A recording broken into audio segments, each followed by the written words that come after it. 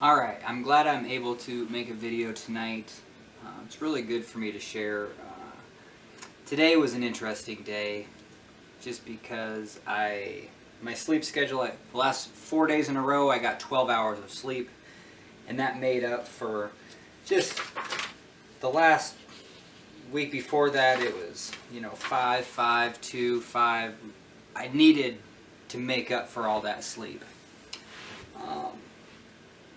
But right now, I have been up for 30 hours. When I was sleeping, I was going to bed at 6 a.m., waking up 11 hours later, like 5 p.m. It's winter time, so it's like waking up right when it's dark out. I have some projects to do, welding, and that only gave me, by the time I'm ready, just only a few hours from like 7 to 9 of productivity before I can't make noise anymore. So every once in a while I like to just kind of swap schedules and try to wake up earlier, go to bed at a normal time. So like right now it's 10, 11 in the evening, and I was tired. You get tired kind of all day in waves.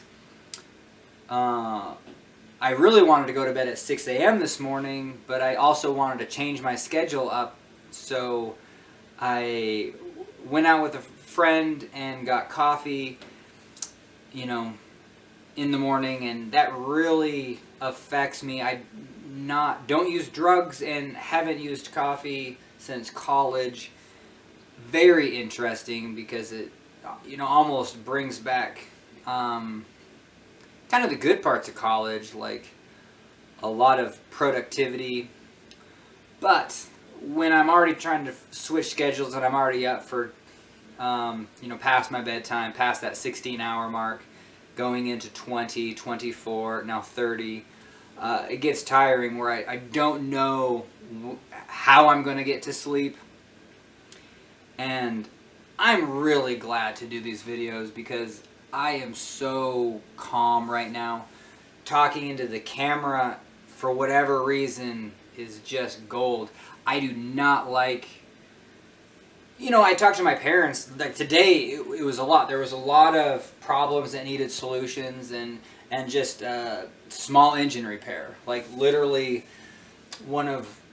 I shovel walks my parents' own properties, and so I kind of do the maintenance. And that keeps me even-keeled, and in the wintertime, if it snows, I'm out there. And so I also have to adjust my schedule for that. Sometimes I only get 4 hours of sleep, wake up, shovel, go back to bed, or stay up and then try to sleep 12. That's kind of how it goes. But I've been having a lot of back pain for the last 2 years. My brother's 10 years older. He has arthritis in his hips. So I think I might have similar arthritis issues from skateboarding and doing the board sports. I'm no longer doing that because my right hip definitely is of concern. There might be arthritis there. And then lower back is just constant trying to make sure it's not in pain. And if it is in pain, I definitely get depressed and need, more mental health time to recover from being in pain from back pain. So it is a tricky time in my life where I'm not only having to deal with kind of challenging sleep and bipolar issues, especially when trying to figure out, exactly what what will work and what's going to be satisfying going forward. Something that's... I've always done like art, but kind of pro bono, just art installations. I've done a couple art installations for Helena, small projects. A lot of those are intense, rewarding, but potentially don't, pay any money. So I really enjoy the baseline of doing maintenance. All the summertime maintenance is pretty easy on my back. Even lawn mowing is not bad. but this shoveling is real bad, and so I've been devising ways to make it easier. We have a John Deere tractor, and then you can just plow the sidewalk. It's kind of oversized. It's 1970s, so it's definitely bigger than, you know, just the lawnmowers, you know, kind of the plastic fender John Deere tractors that you kind of see today that are just lighter weight. But that's having some issues. That's in the shop. So it's 2 years ago they put the wrong transmission fluid in. But I guess it's been leaking, and I thought the hydraulics were leaking just because they were all sloppy, and I'd always kind of put cardboard underneath to catch, but it was the transmission fluid that I was catching in cardboard, and now it's low, and now I'm having transmission issues, and it'll only start if it's in neutral, but because I'm having sloppy transmission issues. And then I wasn't having the slop this summer, but I was having a hard time starting it. It has to be in gear in neutral, so like it's only using power to start the motor and turn over the motor, and I guess it's an electrical catch, but it will not make that catch unless that gear is in place.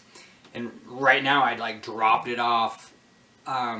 They admitted, yes, that it needs to be changed. That was a mistake. They put it in the wrong fluid 2 years ago, so they need the right fluid.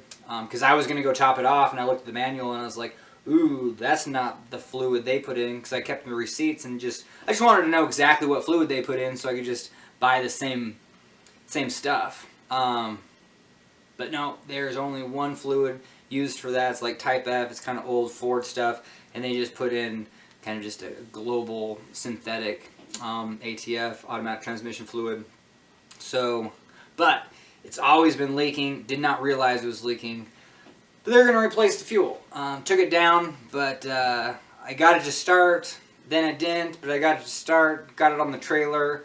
Got it off the trailer. Got it to start. Got it in there a lot. And then I was like, well, I'll just try to start it one more time. Don't start. And then I was like, did that with the gears. Started. But then it don't start, so now it just doesn't start. So now it's at their shop. It's like below zero. It's going to be 16 below or negative 20 for the next 3 days, or this whole week. So hopefully they don't get to it until after Christmas, and it's in a good spot. So, but just finding solutions, even going into that, it's just intense. I really don't like that, but I'm getting better. It's like, well, let's find the solution. One is, yes, I just wanted to know if the transmission they put in, because I brought up the literature. Actually, I brought up the literature of that transmission fluid, and it literally said not recommended for Type F. You know, it's like it said not recommended. You know, so it's, I don't know. So I still didn't know, is it a big deal or not? And you know, even down at the shop, they had to, you know, kind of call a mechanic that was off that day. That anyway, they made that call, and the guy's like, no, we will definitely bring it in. We'll get you the right fluid. So it is a big deal. But I've already used that John Deere this summer to try to actually move dirt, you know, and kind of just slamming it. Using a smaller, it's 800 pounds, 900 pounds, but using something kind of small to actually move earth. And it worked, but man, we worked the crap out of that machine. We already got our money's worth not having to pay for an excavator.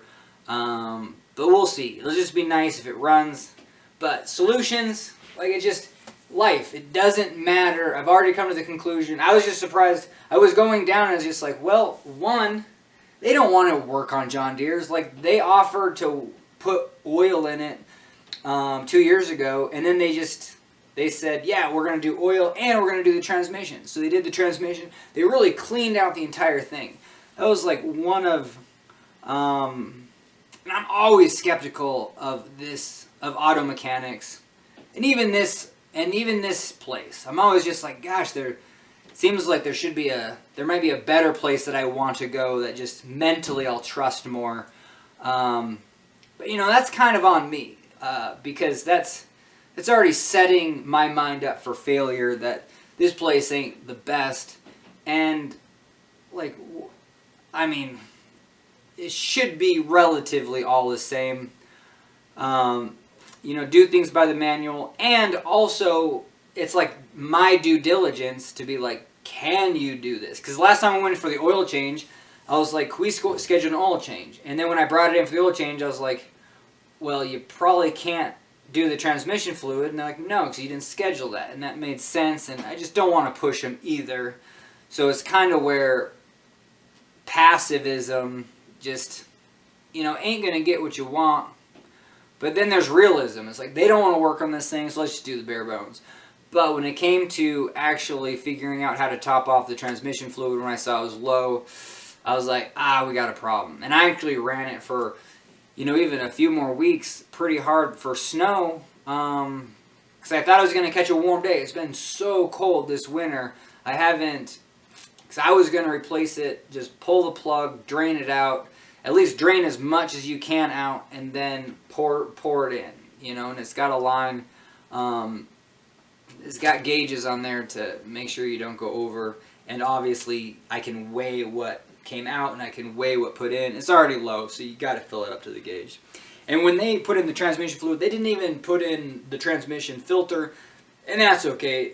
At the parts store, I got the part for it, but you know, it's still something they don't stock, maybe because it's just an old John Deere. But anyway, you can get there in a couple days. But they did really good. They were like, well, one, we're gonna replace that, but also, you know, why is it leaking? We're gonna fix that. So that was good on them, just to be like, no, transmission fluid is pretty toxic. You don't want just that leak in the environment. So, yeah, and I just thought it was hydraulic fluid, but that's equally, you know, toxic. So, because I even put a half a quart in, and it still didn't even raise the, yeah, so it gets into the main chamber, and then it's kind of got an overflow pipette that has a clear tube, and it's supposed to kind of rise up to that level. And even with the half a quart, it didn't do anything, but I at least got it down there. But it just might be one of the things. It might not even start, but having a level head and going through the motions and being like I had a few solutions. I was like, one, like, they might not even want to work on this anymore. That's fine. Two, like, will you work on it, and can we get the transmit and all? And then it's not a big deal to pay for it. We've already got 2 years worth of life out of it. And even if it was a mistake, mistakes happen. I was like, statute of limitation, you know, 2 years doesn't really matter.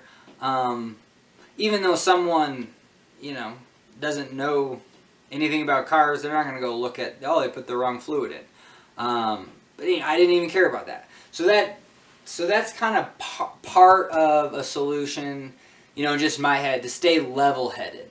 Like, what can you do? What can you not do? But then also not just have a black and white solution. Have three. So the other part, you know, of that, you know, was like, well, maybe the icing on the cake is that you guys, it was an accident, but still, like, really, it was low. I didn't want to fake that I didn't know that it was low. No, I said, yeah, I noticed it last month, and I was going to go fill it last month, but it was so cold, and then I needed it. And now I'm having shifting issues, and I'm like, shoot, I shouldn't have waited that long, but I ran it all summer anyway. So hopefully it's just low, and there's not too much damage. And I didn't put enough in to fill it up anyway. But when I went down, you know, it just doesn't even start. Like, shoot. Because it's got, you know, it's a fairly powerful diesel engine, and it's got power takeoffs. So you can actually mow your lawn on the bottom. You can raise a snowplow on the front. And then you even have, I don't know if this one does, but you can have a power takeoff in the rear. So all those have to be, you know, the switches shut off for the mowing. The lever on the up and down hydraulics has to be in a neutral position. But moreover, it's this, the drive, it's only got 2 gears, forward and reverse, and then a neutral slot, and it's got to be in the neutral slot. But guess what? Even just putting in the neutral slot doesn't start it. So the last oil change I did was, a month ago, and it's great that they're even going to do an oil. I should be doing that oil change. This is such a basic, it's like even cars, too much value in a car. I want them, if they, mash the threads on the fuel filter, they're going to cover that. Also, when it comes to compression, make sure everything's sealed up. They're going to check compression, so you're not going to turn your car into a wreck. But for this, very easy, manual. So I was thinking about changing the oil anyway, but it's just very convenient having them do it, like, great. And still keeps them in the loop, so if something does go wrong, maybe they can fix it. So they only have one guy. When I brought it in, they're like, yeah, we only have one guy that would actually even want to, or like, we got one guy that would work on this. It's like, might be excited or not even excited, but yeah, that's everyone else, strict cars from the book. Here's the hours, let's get the job done.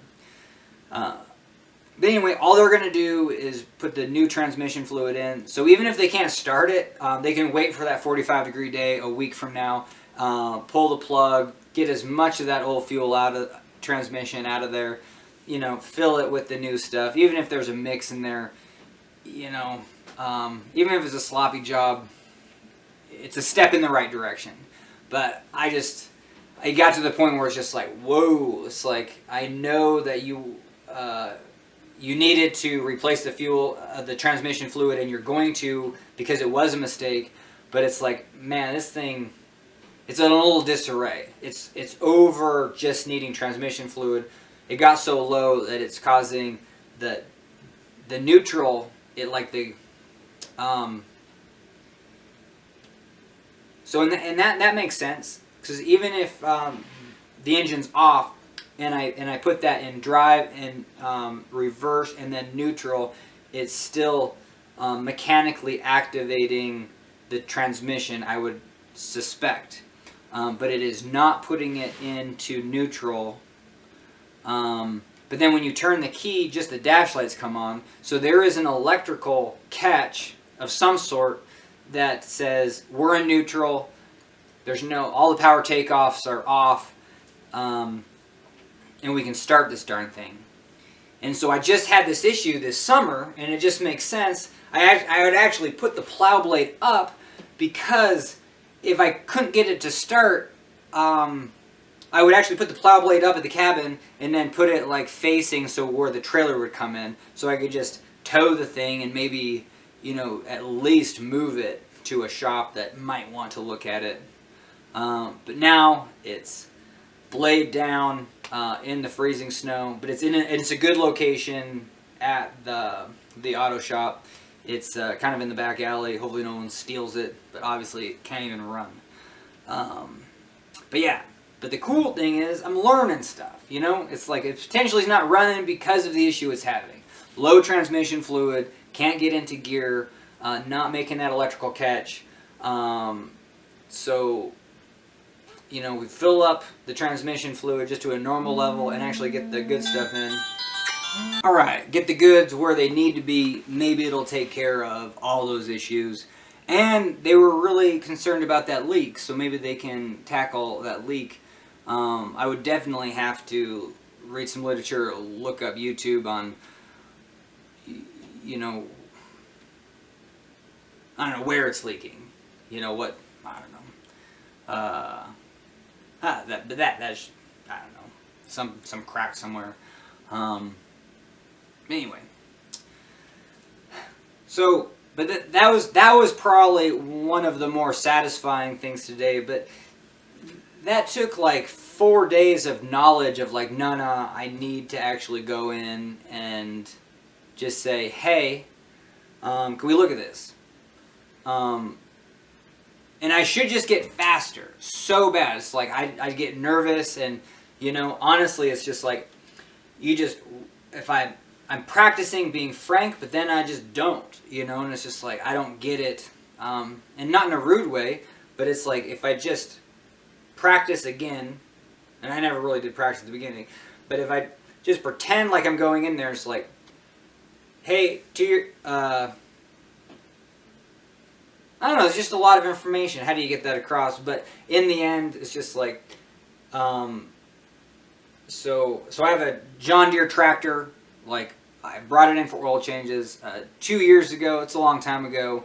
We did a full maintenance on it. We and I always use that we. It's like we as business will do that. Like some kid will be like, oh yeah, I got shovels. I got salt, and it's just like, oh, you own the place. It's like no, I obviously anyone who says that type of thing, like, they don't know any ownership in that company. It's just kind of like a,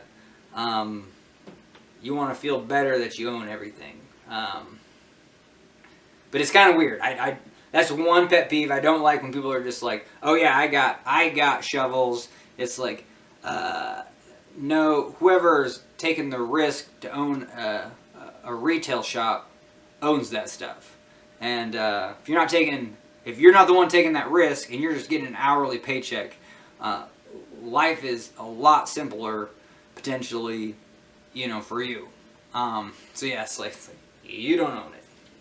But anyway, using that we, it's like, and that might even be a little inappropriate. It's like, it's kind of leading. It's kind of like a. But anyway, so yeah, so we put in transmission fluid 2 years ago, long time ago. I've had a leak, my bad, didn't check it. But anyway, I think that's the only issue. It's causing, it feels real. I can't even go forward or back consistently, and I'm nervous it's just going to not work at all. So anyway, I went to go top it off, and I had my receipts just to check what you guys put in, and it turns out that you guys put in a universal transmission fluid, but this takes a type F. So straightforward. It sounds like the wrong transmission fluid got put in, but I don't know. Like, I got literature online and it says not recommended, but those words are pretty ambiguous anyway. So can we talk to a couple people and make an assessment of like, even if nothing, I really don't care if it's on anyone, but I just want to know is like, do I need to not use the vehicle anymore, top it off with that same universal and be on my way, or this is a big deal and let's get it changed? And that it was make a phone call and it was like, nope, shoot, we did that, okay, let's change it. So that's kind of the full story. But yeah, and maybe talking into the camera, I'll just get more, I want to use the word charismatic, but I just like to the point, frank, and have some, if you have solutions, then you're not emotionally tied up into one thing of like, I think you made a mistake. And then it's just like, well, okay, life happens. Did you bring anything else to the table? Did you think of any other solutions that can get us going in the right direction? So, very interesting day, because my back can hurt so much, and the future of maintaining properties for the next 10 years seems daunting. The John Deere is in the tractor. We got 4 inches of snow coming tomorrow night, and I just got my arms and a shovel. I did get the narrowest shovel, so I even make solutions there. Getting still the longest shovel, but kind of one that's fairly narrow. It might take twice as long, but I'm lifting a very light quantity of snow, and that feels real good. Even if I kind of push it all into a pile, I skim off the top, and it just turns it into an endurance instead of one big lift and then kind of straining my back. So this year's been pretty good from that. I've actually been able to shovel more with less pain. And I come from a family, like, this is not typical to kind of find solutions. I come from a family of just go until you fall apart, you know, like, any outing that we would do, you know, I'm just surprised that we've never got search and rescue called, because, you know, you're just going all the way till dark and just barely getting back, whether it's a bike ride, a run, but that's just the nature of my entire family, even 27 cousins. Yeah, not even a guy thing, both genders just talk about, holy Toledo, it's just go until you pop. But I haven't been that way for, I've dealt with a lot of pain even after college, like shoulder pain. So even rafting was tricky. I don't have shoulder pain anymore, you know, like cross the fingers, knock on wood. Feel pretty good about that, but definitely arthritis, hips, back. That's plenty just to make life a little bit miserable. But I've always been kind of on the cautious side. I mentioned tactics of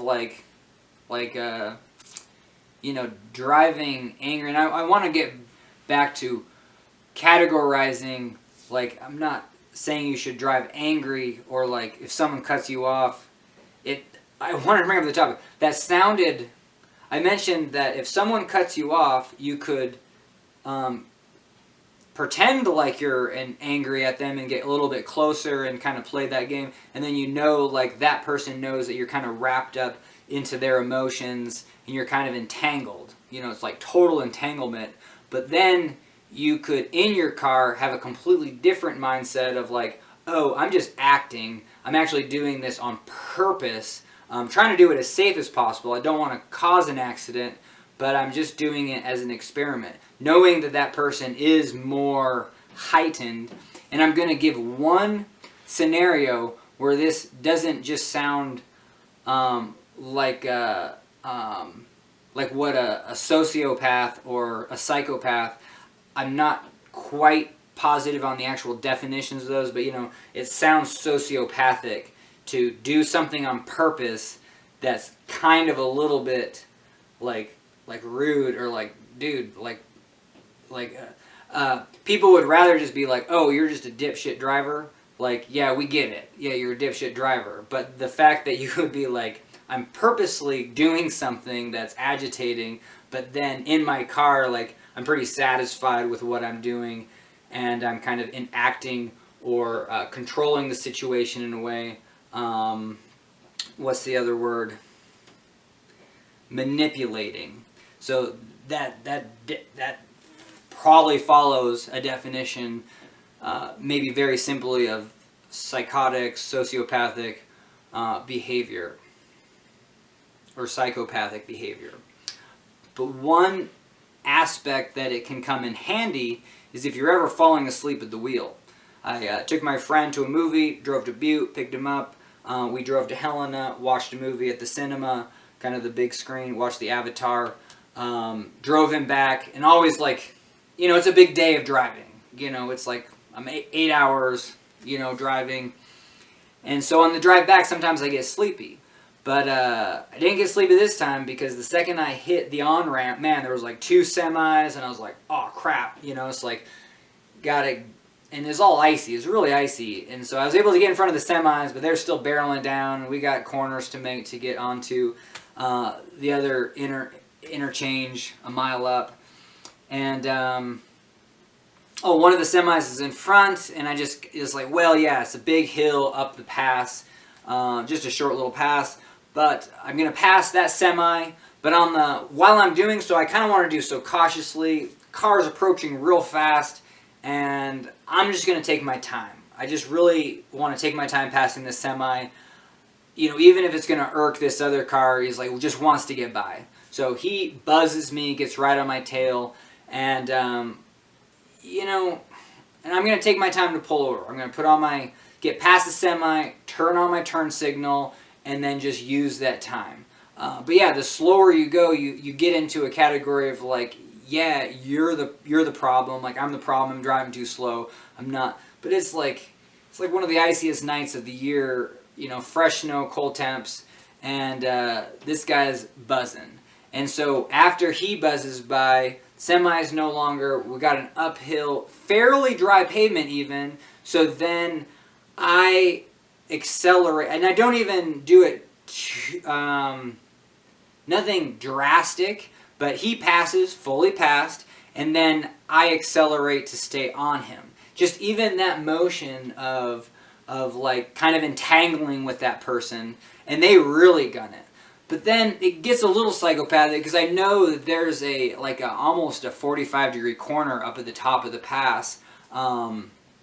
This is like Elk Park, and you got Woodville, and that Woodville corner is like, man, you really want to go to like 55 sometimes, even when it's dry pavement. So I'm planning on going 45 when I get there. But I made the assessment that if he doesn't know that, and life's, I'm not putting any pressure on him. I'm still way more than I'm like 10 seconds behind him, but I'm just matching his speed up the hill. So we're going like 75, and it's uphill. I'm comfortable. And we get to that Woodville interchange. I really slow down, and he makes it just fine. But that type of action, potentially is a little bit sociopathic, where you're doing something that's, definitely not just like, oh, I'm a jerk. Like, that makes sense, compared to like I'm doing some sort of like voodoo ritual of like trying to get to an outcome. But the one outcome that I wanted, this is the only outcome, and it makes sense. I wanted to get entangled with that person, so I would get a little bit adrenaline rush.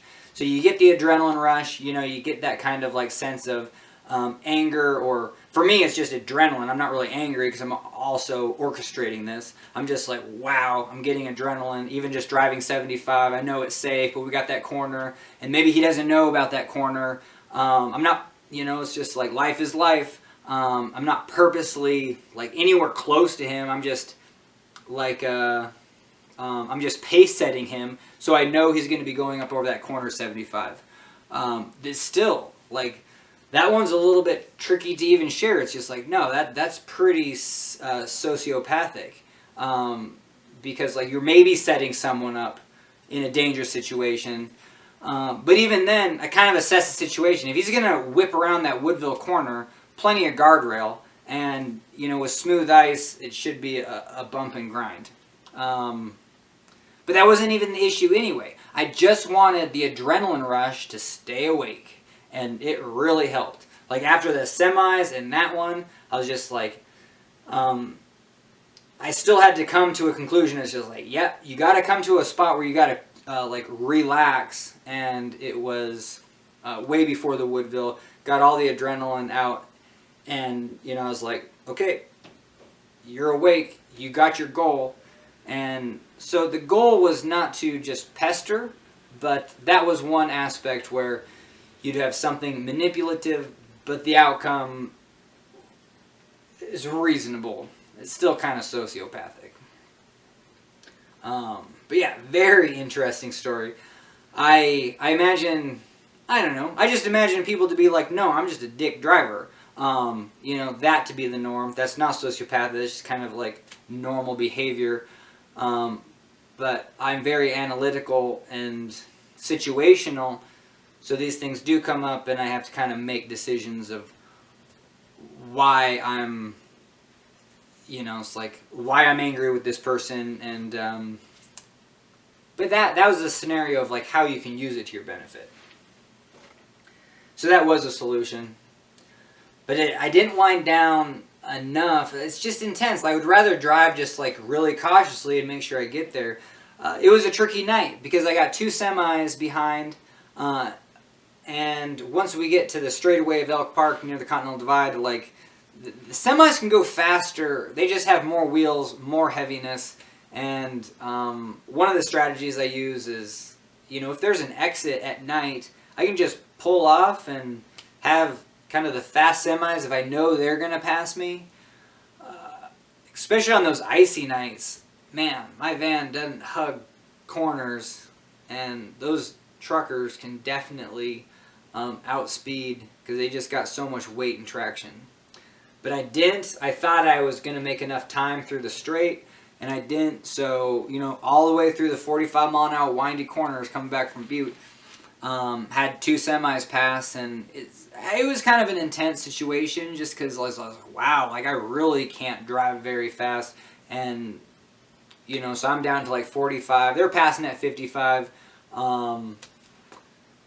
But yeah, you just never know if, like, you know, they're professional, but you just never know if you're like pissing someone off because you're driving slow and they're gonna buzz you. You know, so I actually wanted to make sure that they got over, and then make sure that I was not trying to go at a fast clip, that if they were gonna buzz me or do anything funky, that I could kind of hit the rumble strip. But prior to kind of like calming down after that, and I thought I'd be able to beat them through all the corners, but no, they were definitely behind. And right after Elk Park, you just have a steep drop, and I'm going like 45, and then all of a sudden I'm going like 58, and it's just like, that's exactly what I was going to plan to go slow around, but it almost felt like I was losing traction. Nothing like a vehicle that doesn't have traction. And I got studded tires, but I'm on my like 3rd season, so they ain't working that good.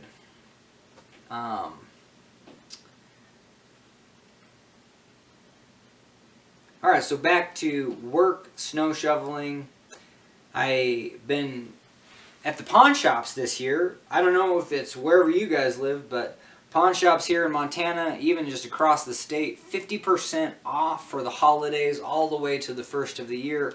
I'm actually just not a pawn shop goer. I've never really gone to the pawn shops or searched them out, but because of the stuff that I do with, you know, building, you know, kind of the cabin work, maintenance, chainsaw, welding, always just using a variety of tools. And I never thought that a pawn shop might be a good place to get value out of tools.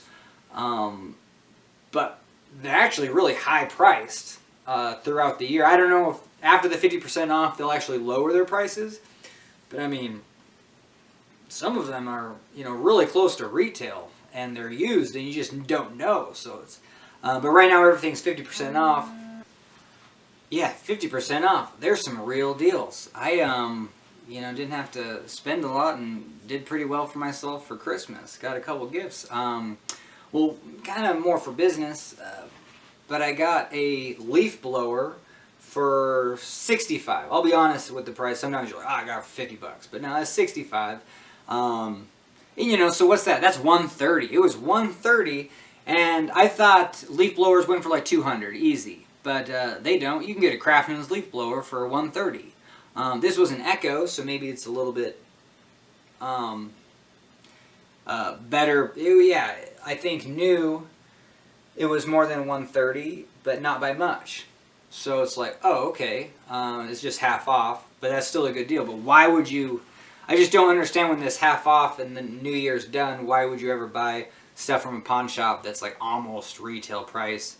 I would definitely have to haggle or, you know, even just try it out to be like, is this thing going to work? Yeah, because it's a small engine, so I take it home, boo, yeah, it works first pull. So, works better than my Stihl chainsaw. And I'm really diligent. I have, let's say, about 6 small engines. Monthly, I make them run, even just for like 5 minutes. So I put that on my calendar to make all my small engines run. I have a pretty decent generator, you know, and that was like a Christmas sale, $325, $375, you know, kind of one of those 40% off deals, but you get a lot for not much, and man, that thing can run my welder, so I can just weld anywhere. I kind of want to take that on river trips, like I got a Dodge Caravan. Reason for that, it's incognito, you know, it's like, that's what I kind of want to work on, different, like, looks, because, I don't know, I kind of want to mix it up. I've always kind of just done the same look. But for the vehicle, took it to West Virginia, took it to Maine, took it down to the Grand Canyon, but you can literally park anywhere with a minivan, and no one's going to think you're even living in it. Don't even have to put shades up. I mean, obviously that makes it look like, dude, you're sleeping in it. Portland, Maine was excellent. Downtown, just fully laid out. Yeah, no one's going to think twice. Now, sprinters, yeah, people are going to see, yeah, you're probably living out of it, but I guess that's actually a pretty safe bet, because I don't even think the cops would care. Just because of the expense and potential caliber of vehicle it is, stereotyping who's in it. Around Helena, no one's really cracking down, but that is the new way to squat all summer long in Helena. Just pull up a little bit of a street. One guy's got his big old van, and then hauling a boat, like a blue broken down boat that looks like it don't work. That looks like a bad dream. I'm just curious if you guys just other people come across like just scenarios where you're just like, ooh, you know, someone's got the bubbles all around them, and you're like, that looks like a bad dream. Moving on. Glad my life is a little bit more predictable. I don't know. But yeah, Dodge Caravan is pretty sweet. So yeah, I was thinking about using my generator for rafting trips. I mean, it's like overkill, but like I said, I have such a hard time going to sleep. And one aspect of boating, I always wanted to be pretty self-sufficient by going to the... So I did some guide training just 1 year, you know, and I did like 3 sessions, kind of like half, like hardly worked, but it was good. It was that company knows that I have mental illness, and I sometimes don't think they do. It's like, it's just one of those things you just kind of constantly have to tell people. It's like, no, like my life is incredibly hard. Like what I'm doing right now seems almost impossible, and at a drop of a hat, I just got to drive back to Helena. And they're like, well, can you work tomorrow? You know, and you're just like, no, like you didn't hear me. It's like, absolutely, I do not exist. Like, I'm icing on the cake. Like, don't pay me. I was even like, it's just like, how is this gonna work? Like, you know, because I even wanted to do it for the long term. It's just like, you have me for 3 weeks for the short term, and then I gotta peace out for the next 5 years because I don't even want to touch this place. But it's just because it's too stressful. It's really difficult. There's no other way to explain it. Mental illness is hard, and it's imperceptibly, like, why is it hard? Like it just doesn't make sense to the outsider, but the littlest things can make it just impossible. And one is the sleep schedule. Is just like, no, I got 2 hours of sleep. That means that I get to choose, you know, the solutions. I'm driving back to Helena, or I'm fine with low sleep. I've done it. So, you know, you choose your own adventure. I'll be pretend safety boat. Like, obviously you don't want to be the only, or like, this guy's the safety boat. He got 2 hours of sleep. But come down the river with us. Or, yeah, you're good to go. Take some clients in your boat. Show them a good time. All those decisions need to be made so we can make a quality assessment. That's why even... I like doing this because I just said I didn't get 30 hours of sleep. Am I still capable of doing something? Sure. You know, it's just like watch the Denzel Washington movie Flight. You know what I mean? It's like people can be in their element when it's unappetizing. You know, when it's like, I don't think you should be in your element, but like, don't worry about it. This is like my life. And the crazy thing about it, it's drug free. Maybe some caffeine. But yeah, but man, even starting this, and yeah, get a little intense right now, but this is such good therapy. If I was actually talking to a person, what happens is I just get so wrapped up in like them understanding, or like the, you know, are you even okay with these topics?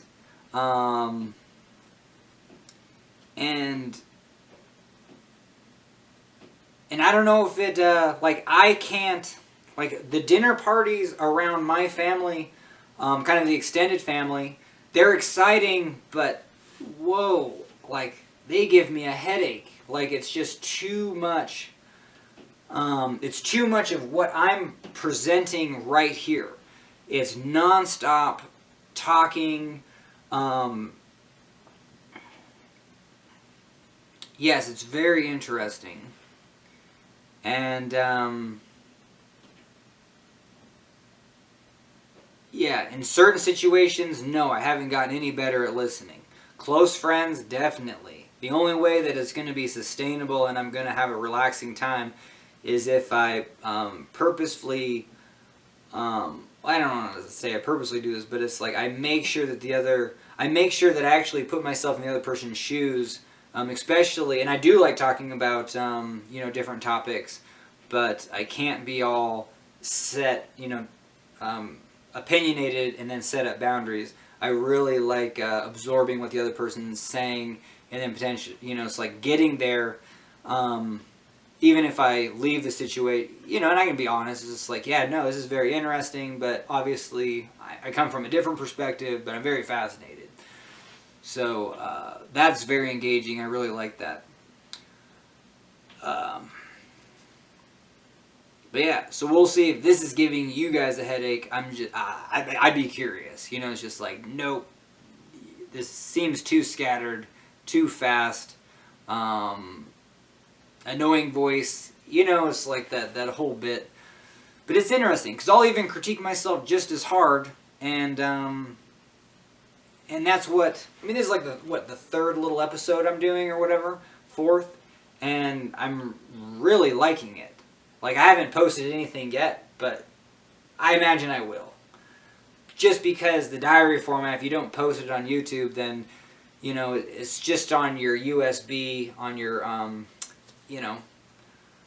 it could get lost, and it's worth sharing. It's perspective that's not, I don't have to throw under the rug. And it's not therapy, it's like, I'm not... Like, it's kind of like that way. It's like, because I don't do well with, like, I just don't imagine I'll find someone that, like, will let me share like this. One of the first psychiatrists I had, severe depression, junior year, sophomore year, college, yeah, I got prescribed medicine and then also weekly counseling. And I, in retrospect, I really enjoyed the counseling. It was very simple. It's like, well, what's on your mind? And then kind of, you can go anywhere. Being so depressed, very few words and a lot of tears. Just a lot of sadness, a lot of woe is me. It's very interesting. But it was a very good format. Literally cried for like 4 months. Kind of every month. Just every week. Go into that session. Did some other group therapy.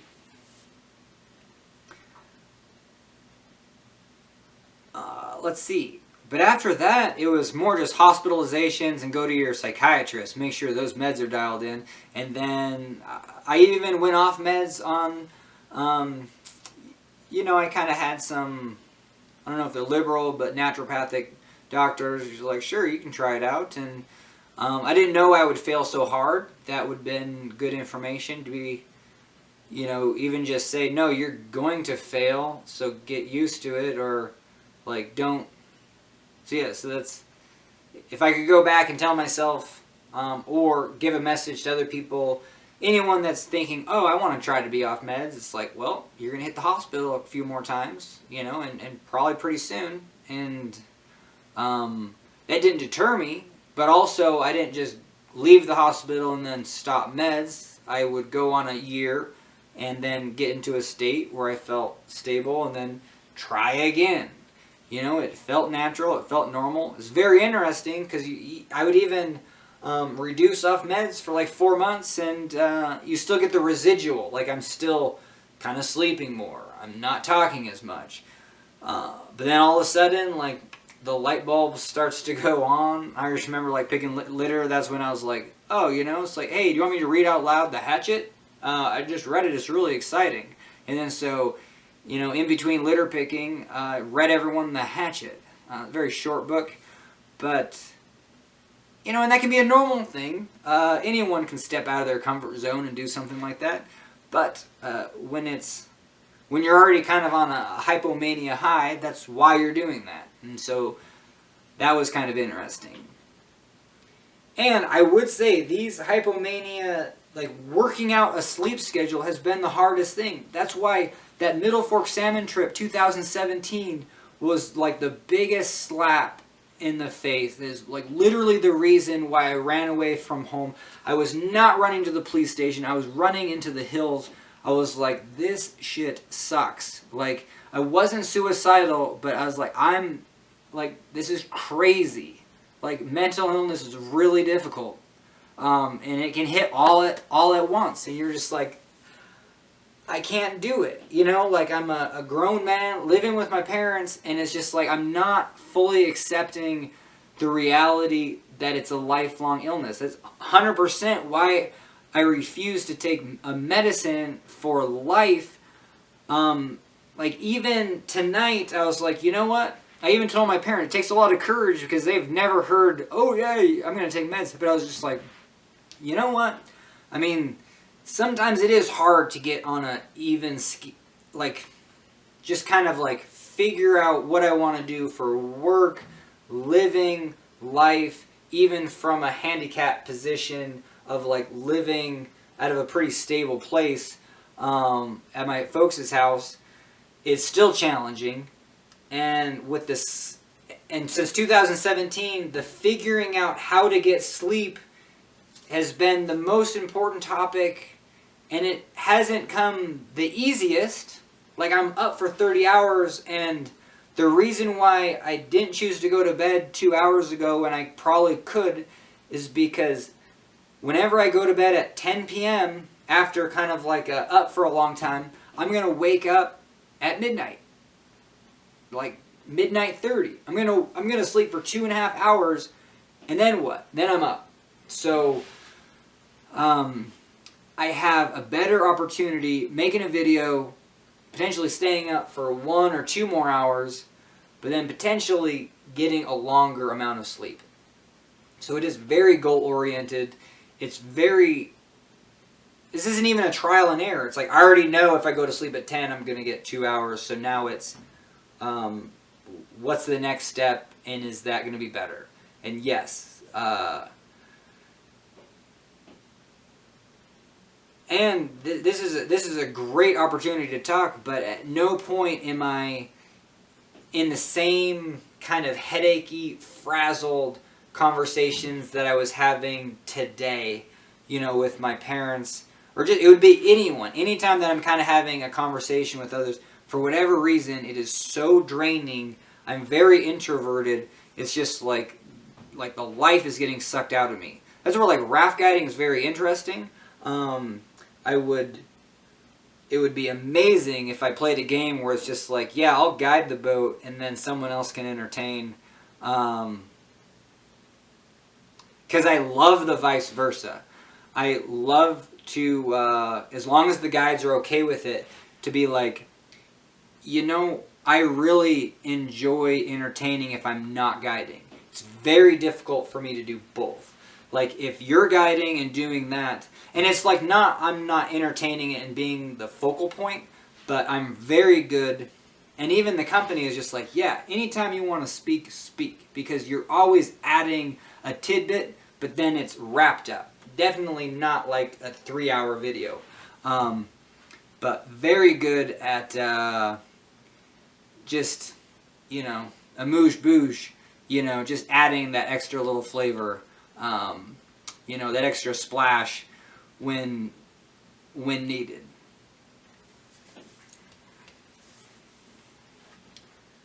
So yeah, talking what I talk best about. Rafting, mental illness, and sleep. And yeah, I was thinking about that today. It's just like, yeah, I guess that lens is my therapist. And I really enjoy it. And I guess that's anyone that's watching on the other side of that lens. I mean, it's literally anyone. And it's even timeless because, you know, for the first, it's cringy where you got like, oh, dude, like you're just putting your diary out there. Like, and then I could say the same thing. It's like, dude, you're watching it. Like, it's just as cringy you watching someone's diary than me putting it out there. But it's okay. Because there's information here, and it's a great format for me. It's the only format that I know. This format I feel so comfortable with. It's like I found something that I started. So I drank some coffee during Thanksgiving. Woke up at like 4 p.m. right for Thanksgiving dinner. I think I mentioned this, but I wasn't sleeping for 20 hours, right? So I get done with Thanksgiving, and it's like, you know. I mean, I just woke up, but had some coffee, had Thanksgiving dinner. Everything's wrapped up around 9. And I'm like, I'm going to go home and I'm going to make a new YouTube channel. I'm going to give internet tricks that I really like. It's like all my Walmart photos, when I scanned them to do tests to see if Walmart was a good place to scan your photos. It's god-awful. Don't use their equipment. But what I scanned so Walmart took the 28 photos that I did tests to scan to see if they'd come out good, and they first you had to open a folder and then another folder and then another folder, and then you would have like 10 folders, and in those 10 there like in 9 of them there was just one photo, and then like the last one there was another. I can't do math, but like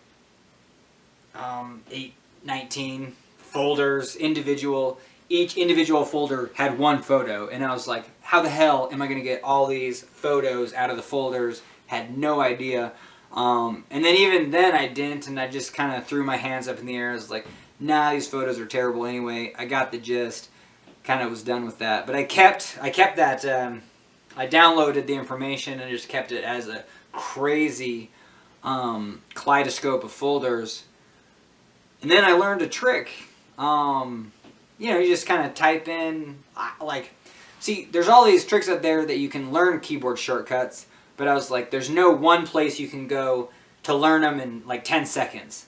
Like, it's usually like a 3-minute video just to be like, oh yeah, for this one, all you have to do is open the first part of the folder, go to your keywords, and type in the asterisk symbol, hit enter, everything kaleidoscopes, just like all in a list, and so everything just comes to the surface, and then you can actually, and it's not super attractive looking right then, but then you can go up to like make them, you know, into little squares, like large squares, or no, you go to details, and then so they're just so you can see all the details, so you can see like what type, and then you can click on type.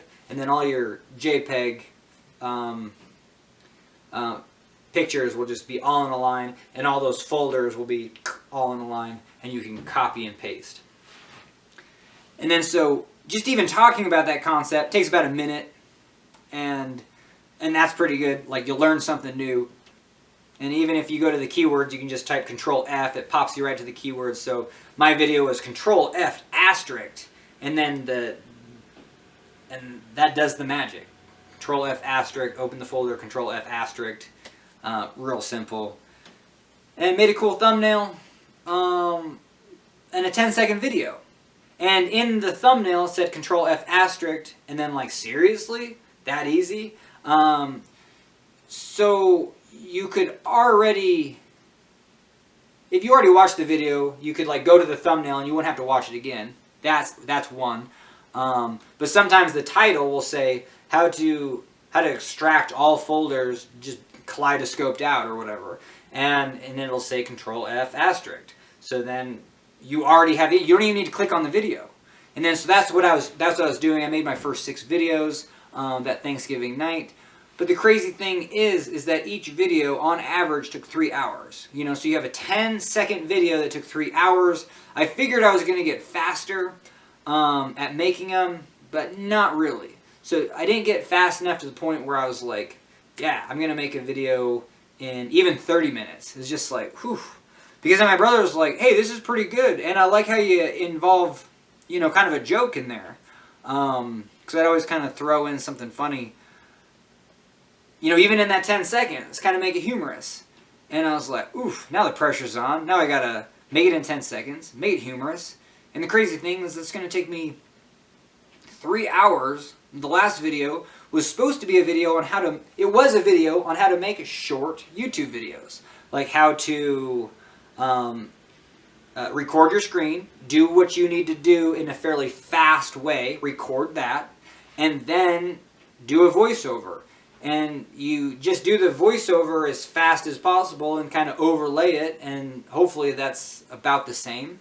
And then you can also clip your audio and clip your video to make it even faster. You can get a 10-second video. The video on how to make a short video took 3.5 hours. So I was like, this is crazy, this defeats the point. And I made those 6, and then, you know, the next week I made that one, and I haven't made one since. So, you know, finding something that works on YouTube, the best is literally, I guess, what I'm doing right now, but it is still cringy because I'm talking about mental illness. But maybe the topics will be better. I'll grow as a person socially. Get rid of the ums. Make more, like, laugh a lot more. You know, not be so serious. Yeah, a lot of things I see on the horizon for improving, just antisocially. Put it that way. And I'm fine with, for now, thinking that, yeah, this is a good format. Like, this lens is my therapist. It's very comforting. And I'm doing 4 nights in a row. I could have gone to sleep. I mean, I don't think I'm manic doing this. It's just like, wow, this is really good therapy. This is not pushing me any harder. It's just a real chance to open up and wind down. Even though tonight is a lot more high energy than last night. But with this coffee drinking, I am crashing hard. You know, I crash and then kind of get a little bit anxiety, depression. So it's very interesting. I'm very keen to that. I didn't. The last time I drank coffee was that hypomania video. That was 4 nights ago or whatever. I didn't drink coffee since, and I slept a lot. So that might be a good balancer, that you get an upper for one day, but then you might get a depression or anxiety for the next 3. Those aren't desirable characteristics, but I mean, you take what you can get. If it's something downer, I'm okay. I do the assessment of like, yep, my body is more depressed today. You know, very third person talking about that.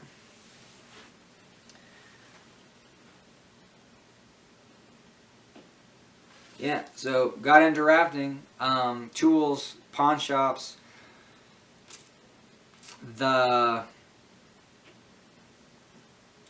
starting the small engines, the generator. It would be really cool to have a generator on the back. Even this summer, I was like, man, you know, for rafting, even with I don't have a lot of room inside the van, but I got a hitch. I could make a rack, generator, and dryer. Like doing swiftwater rescue classes in March and April, and it is just frigid, snow on the ground or worse, kind of sleet, everything's wet.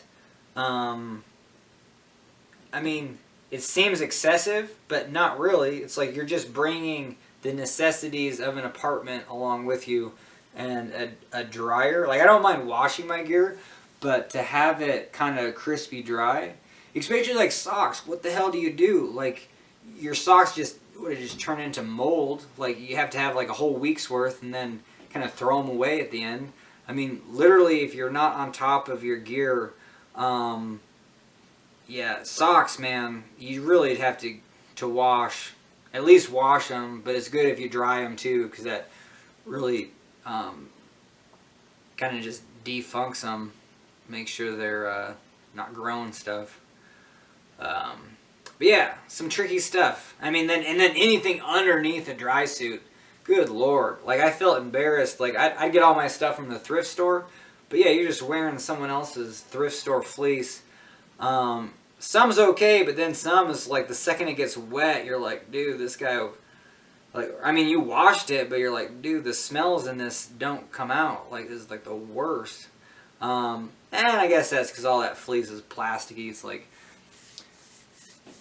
trying to warm yourself up with plastic bags in the swimming pool. But yep. Yeah, I mean, it's tricky. Rafting in spring is fun, but it'd be funner if you had an apartment. That's where wetsuits, I get chafed now. Like, I can't wear wetsuits. They're too chafing on my underarms. Like, just have like the worst dry skin, I guess. But the wetsuit was the perfect road trip. A 4-3 wetsuit. Like, shimmy into that at the end of the day, bubble bath it, soap it up, rinse it, hang it. And then even, I went to Leavenworth and I had a great time. You know, I would have neoprene socks, 4-3 wetsuit, skull cap, gloves, even if it was cold like that.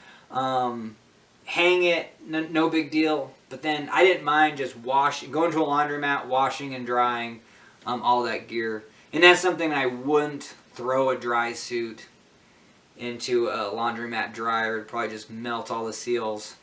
You'd be toast. But even a nice O'Neill 4-3 wetsuit, I had it enough where I was drying it. It got to the point where that's what gave me real bad rashes.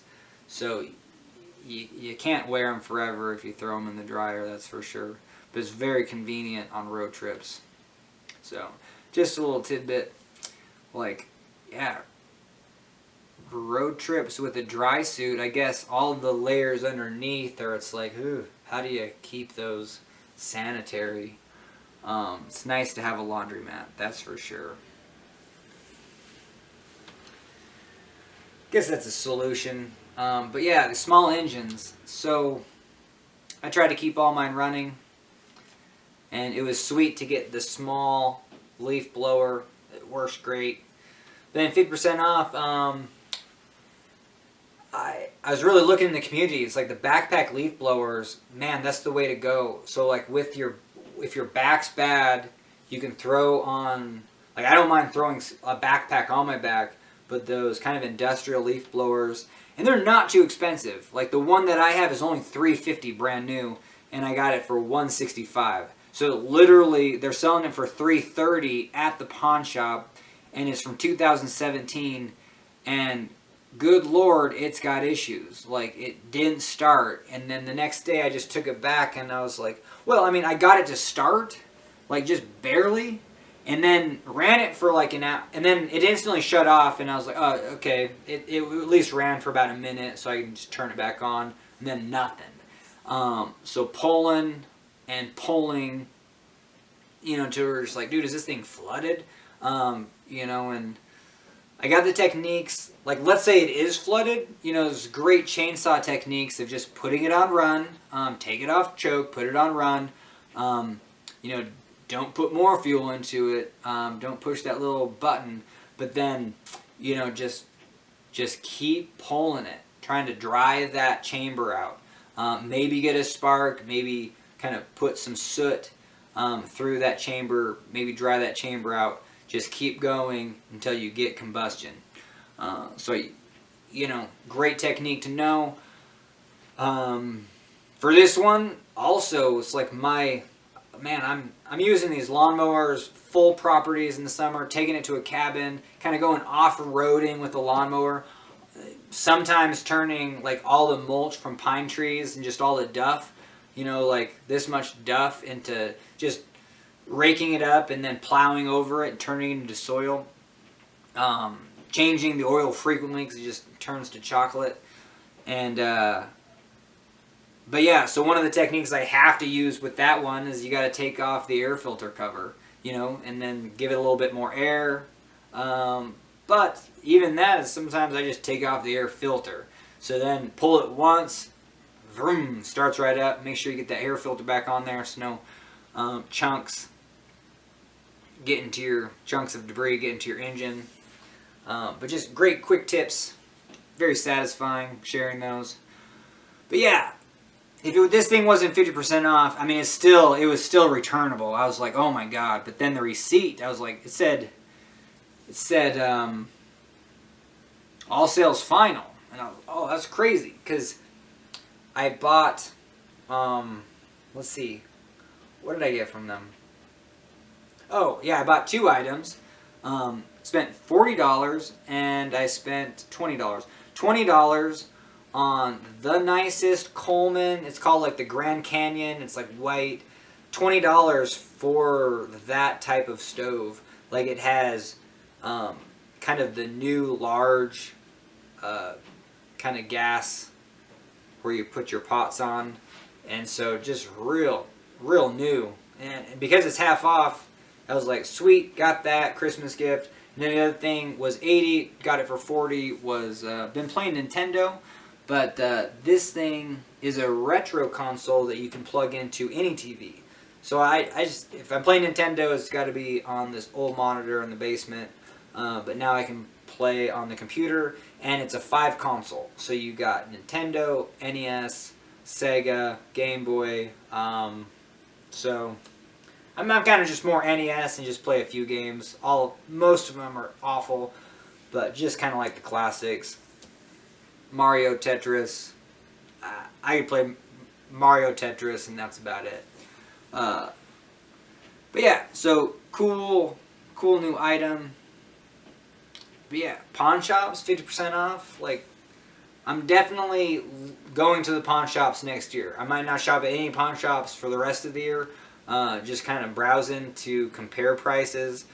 But yeah, small engines at almost retail that you have no idea. And these this thing got commercial use. I changed the spark plug. It was sooty. But now I'm trying to figure out what's the solution to this backpack. So I instantly just go to return it. I was like, well, it's, you know, you gotta ask. But going into it, I'm not going to be a dick and be like, hey man, this thing don't work, will you sell me? Or like, I just go in and be like, is like, yeah, I just bought it. I guess I'd read your receipt. No, do you do exchanges? Or do you do store credit? Or, you know, I gave him kind of the options. I was like, well, I asked him, it's like, do you normally do returns? And he says, no. And I was like, okay, well, I got a couple other options if you don't do returns. I tried it out. I couldn't get it to start. I got it to start, but then then I said, I did my whole driveway. Like, I did the whole lot just to test it, at least. And it worked. You know, used it for an hour. But then the second you turn it off, you can't get it started again. It's like this thing is hot, and it just won't fire. And this is prior to doing any testing on it. I just know it's like, whoa, this is way too much lemon for me right now. And I got to move on. Try to get my money back. Spent $165, so I was thinking, well, you know, it's like, what's the sweet spot? It's like, yeah, if I went to A1 Rental, maybe I just rent it for 4 hours for $35. You can have it back. But yeah, they weren't too into that. But I was like, well, what if you know? Do you ever just do store credit? And they're just like, well, if you find an alternative right over there, you can switch it for an alternative. It's like, that's something. Like right there, I was like, okay, I will look. You know, and that gave me the opportunity to actually like roll some more options over. I knew there was no more backpack blowers. There's a snow blower outside for my back, I think. Just a combination of these tools. I just don't want to go all in on them just because like new is like $1,000 for each of these like, I guess the blower is actually one of the most economical. Even a backpack blower for $350, that's going to be a third of the price of a snowblower.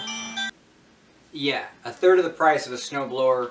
This thing is 58, cubic cc or whatever. The little hand one is half that, is 25. I even have a chainsaw that's 25. It's just a still, and yeah, it's way underpowered. You get that thing into a tree, it's gonna bog down. But even that, kind of bringing up this topic because sometimes buying the introductory something, like the Harbor Freight version of an angle grinder. Like, if you've never bought an angle grinder, yeah, you could spend, with the discount code, maybe close to $10 for an angle grinder. You can cut metal, like, a couple inches. You could cut a 1/4 inch plate of metal 2 inches and make a couple cuts out of that. Do that for 10 minutes, you're just going to burn the thing up. But if you did one cut, take your time.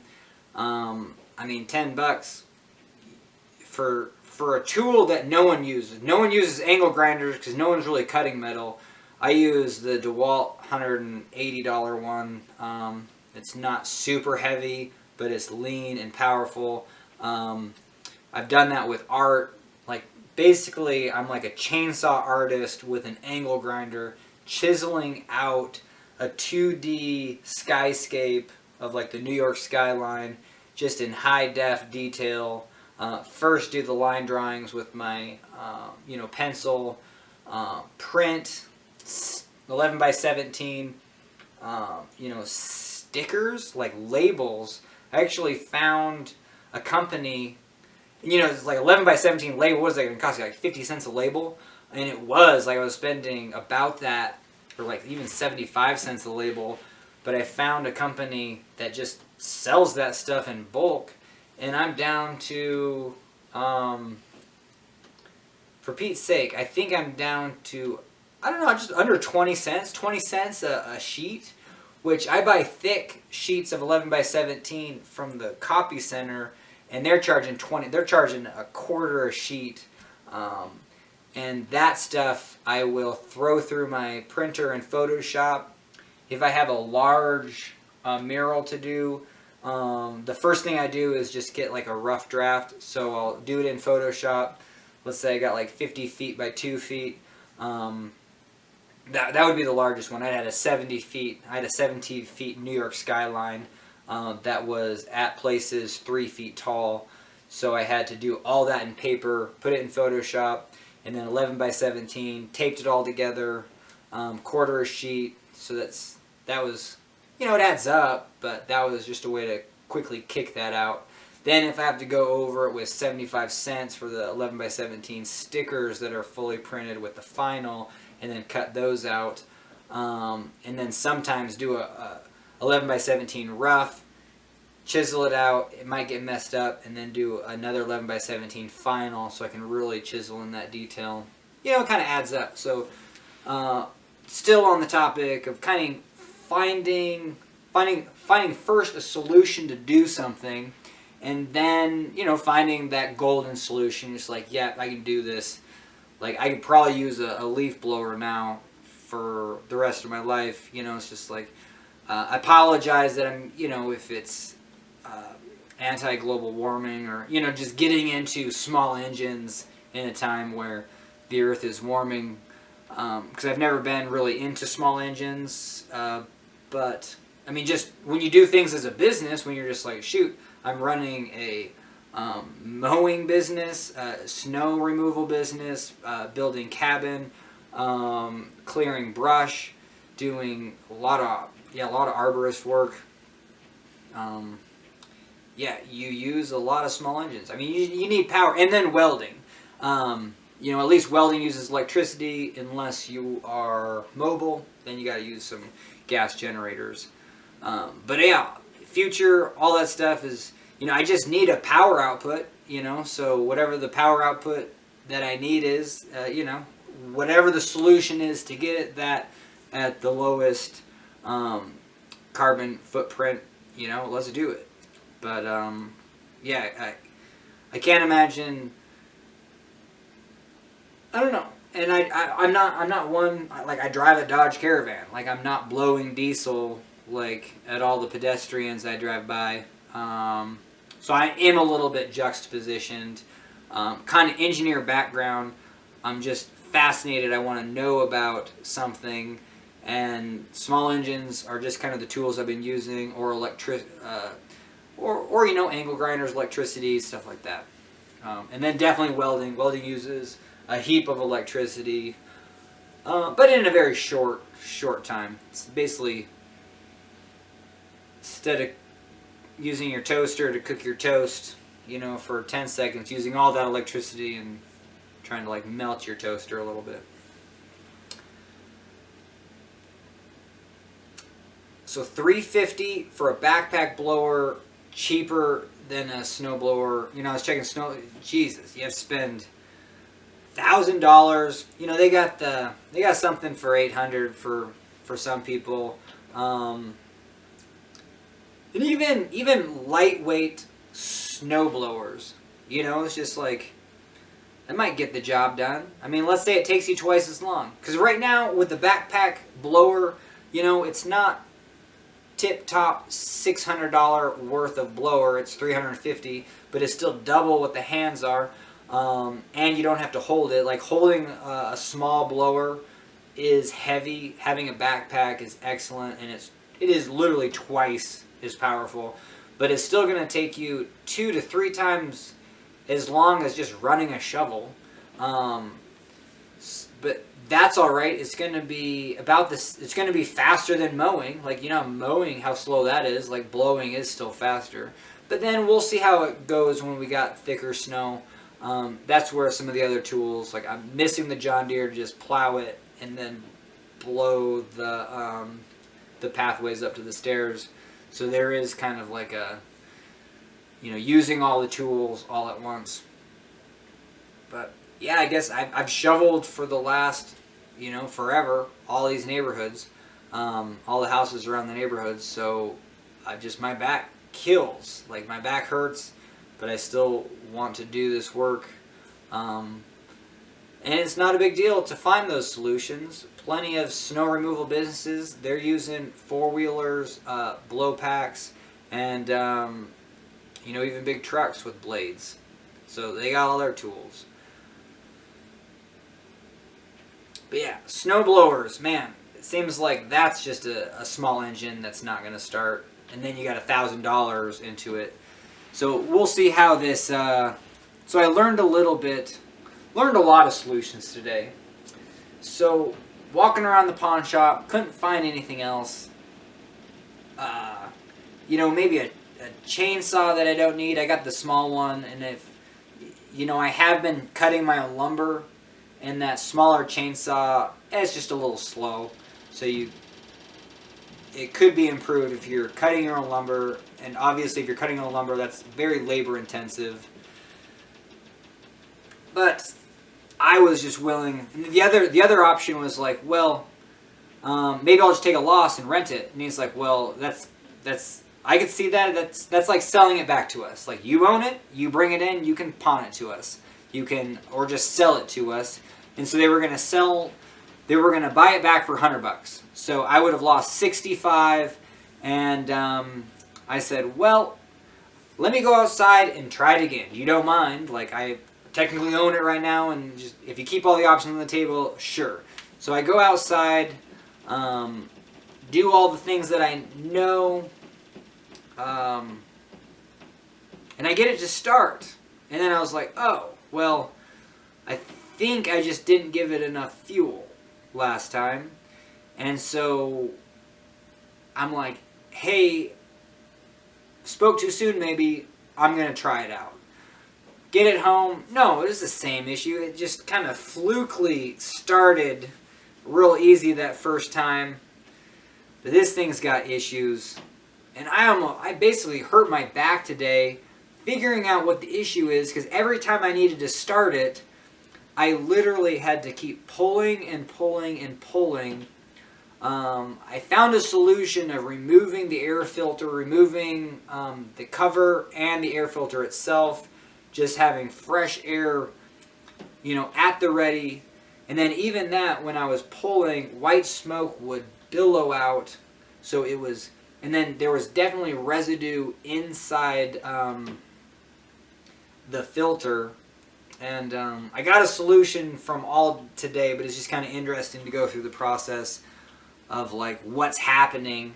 But I can get it to eventually start. It feels like it's cleaning out that fuel, capturing a spark, not very well, but needing that oxygen, and then sootily firing, and then just getting up to full speed. Put the filter back on, put the cover back on, and it's still sucking air in. So great. It tops out, and it feels decent, but it's like, brand new. This thing should be just a little bit higher revving, kind of missing that top. But then same issue. Like I was like, crap, I only have like quarter tank gas in there. So I go do the neighborhood, run out of gas, fill it. That's the other thing. It's like, all my gas is from this summer chainsawing, and it's been 8 months when I made that mix. So I was like, well, all my gas seems like it's crap, but I got the smaller, I run my chainsaw just fine, and I got the smaller blower. It's the Echo. That was the $65 one, same brand, and that fires up with all this gas that I'm using. So I was like, hopefully it's... But that's one more thing that I can do. I can just pour the gas into a container, use it on small engines that will run it a little bit better, and then get some fresh mix. 50-to-1 mix for this one. But it just didn't seem... and it's so interesting. So I did a lot of pondering, go inside, talk to my dad, talk to my mom. Even my mom had a lot to add to the equation. That was exciting. Just because, they both... Because I was like, a choke's always like, okay, what's it doing? It's like, I get that it's... I actually see this one, it's cutting off the airflow. But is it also reducing fuel? And, it's just kind of interesting. My mom's like, oh yeah, we all had chokes back in the day. And I was like, oh, I bet you just kind of figured out by trial and error, like how to start your car, like in all the different, just weather, cold, hot, like where to put that choke, how to start your, it's like totally the answer. So it's very interesting.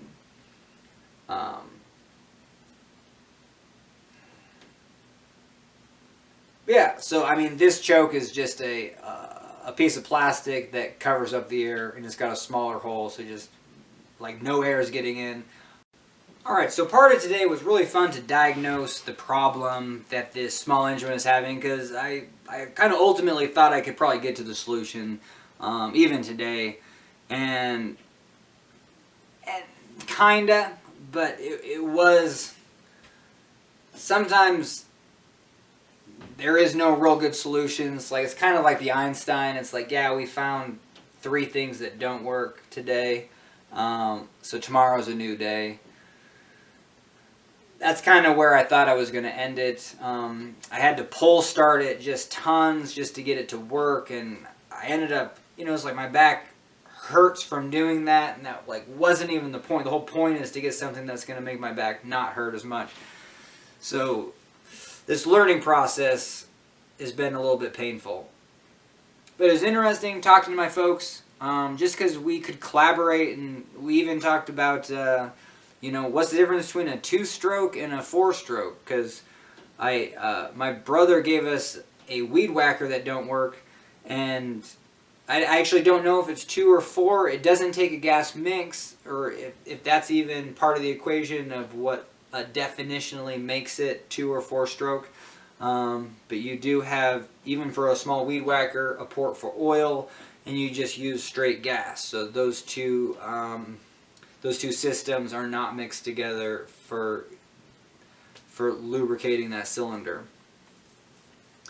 But it was neat because I'm just like, oh, this is perfect time to like not Google and like, what do you know about a 2 and 4 stroke? Because you'll probably jog my memory. Yeah, it was very interesting in engineering. Thermodynamics was a very fascinating class. I gave all my textbooks away, but just like, I don't know. I like to think this is ironic. Like just at just do some garage sailing with my folks and came across like an engineering family. It was wild because they were like a little bit hoarding too, and they were trying to get rid of stuff, and they had non-working machines everywhere, and yeah, a lot of metal piled up, but they had all the engineering books that I used at MSU. Like the kid was at MSU just a few years ago. So that was awesome. So I got a thermodynamics book. That's one I haven't pulled out, but definitely material mechanics. That is my fascination of how strong things are, and then doing better, like starting from let's just guess how strong something is, and using material mechanics in a way to analyze it, and hopefully make it simple and not complicated like material mechanics is. It's crazy. I had to take it twice, failed the first time, just because of the teacher. But yeah, so I think we got to a good conclusion. My camera died and I had to kind of redo this section, but so I won't go into it. But yeah, because I'm gonna mess it up. But anyway, kind of the two. Well, this was. This doesn't make sense because if the spark plug's just still in one location, no, this could make sense. Well, you have a spark and an explosion, drives the motor, okay, and then another time around it has to like maybe clear the soot that it just created. So maybe that is a classic 2-stroke. Spark over here, make an explosion, and then another stroke to push all that exhaust out.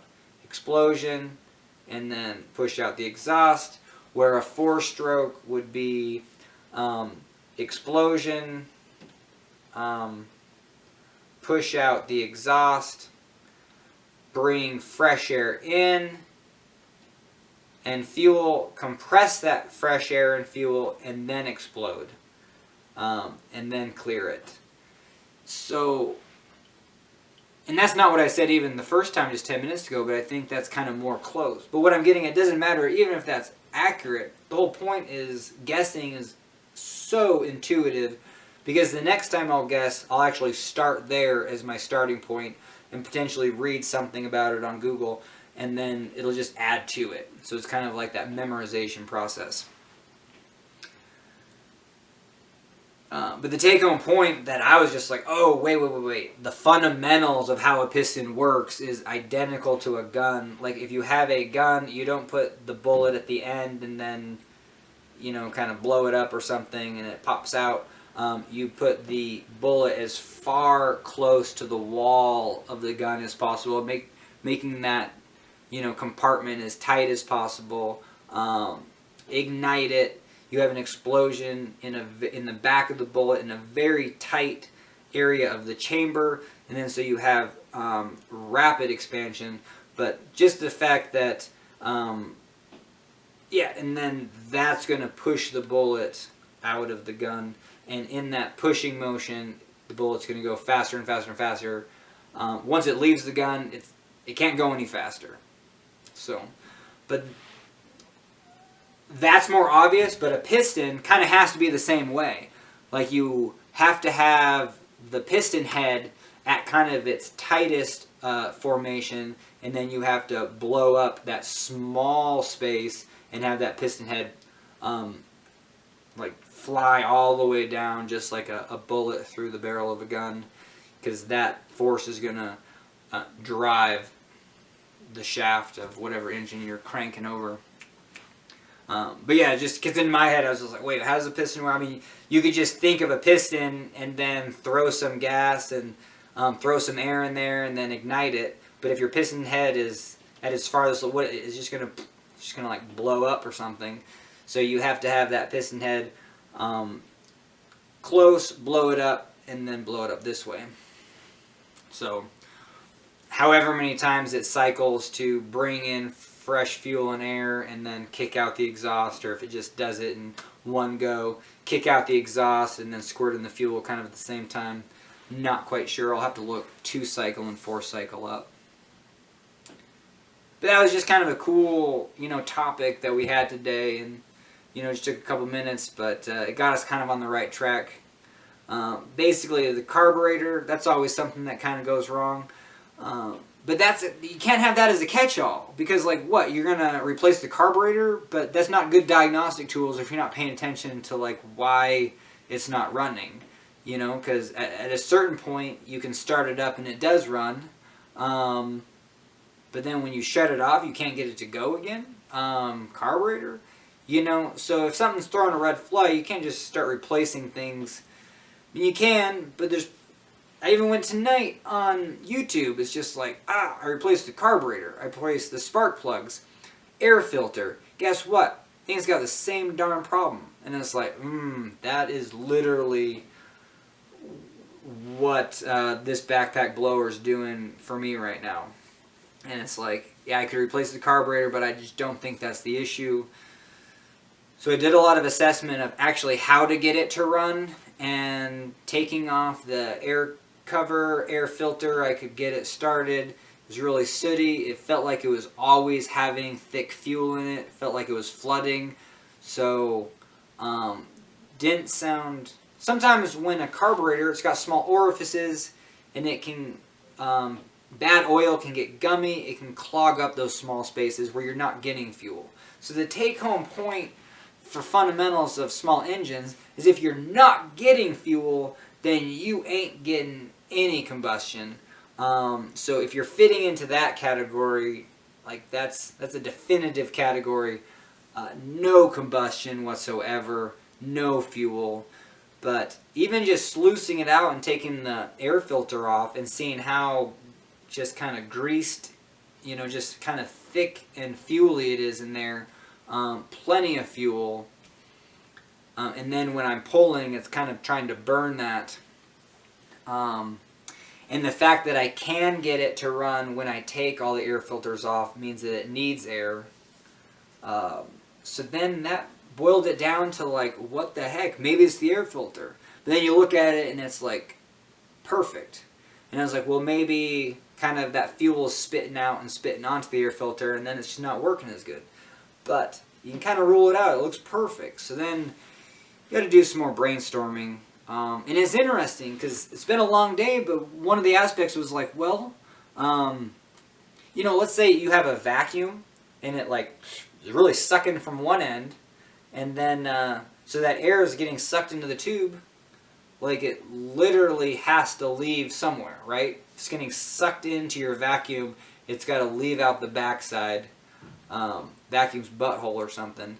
Where, yeah. So the same aspect with the blower, I was just whoa, Dad.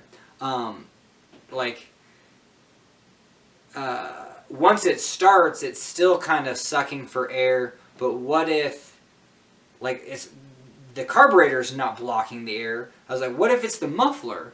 And he was well, I don't think so. And I was you're probably right. I was wait, why are you right? And he was the muffler is just a bunch of metal fins. What's going to clog that up? And I was yeah, you're right. Let's think of something new.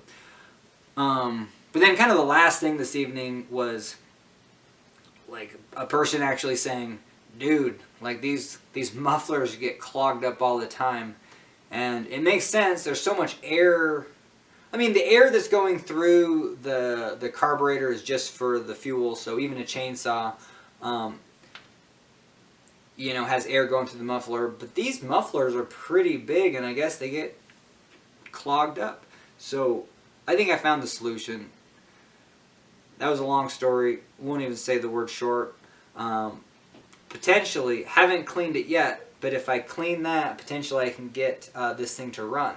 But I also came up with some great tests. Because you always want to test that hypothesis of well, if my muffler had less restriction and it could draw more air. Because right now I can't put on the cover. air can't get in. So it's like that cover's got to be off when I start it. Once it's running, I can put that cover back on. That's just tedious, and I want to return the darn thing.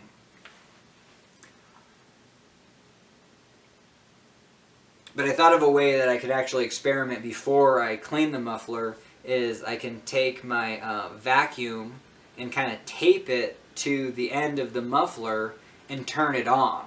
So then I'm actually drawing air through the muffler, through the carburetor, through the air filter, and seeing if it starts. And it's fascinating. That probably will work better than trying to just blow air into the air filter. I had the air filter on in the cover and tried to kind of blow air in there and pull it at the same time. Didn't have luck when I purposely tried to do it, but that's where I got kind of on the same. I was frustrated because I used it all day today, but then when I turn it off, it don't start again.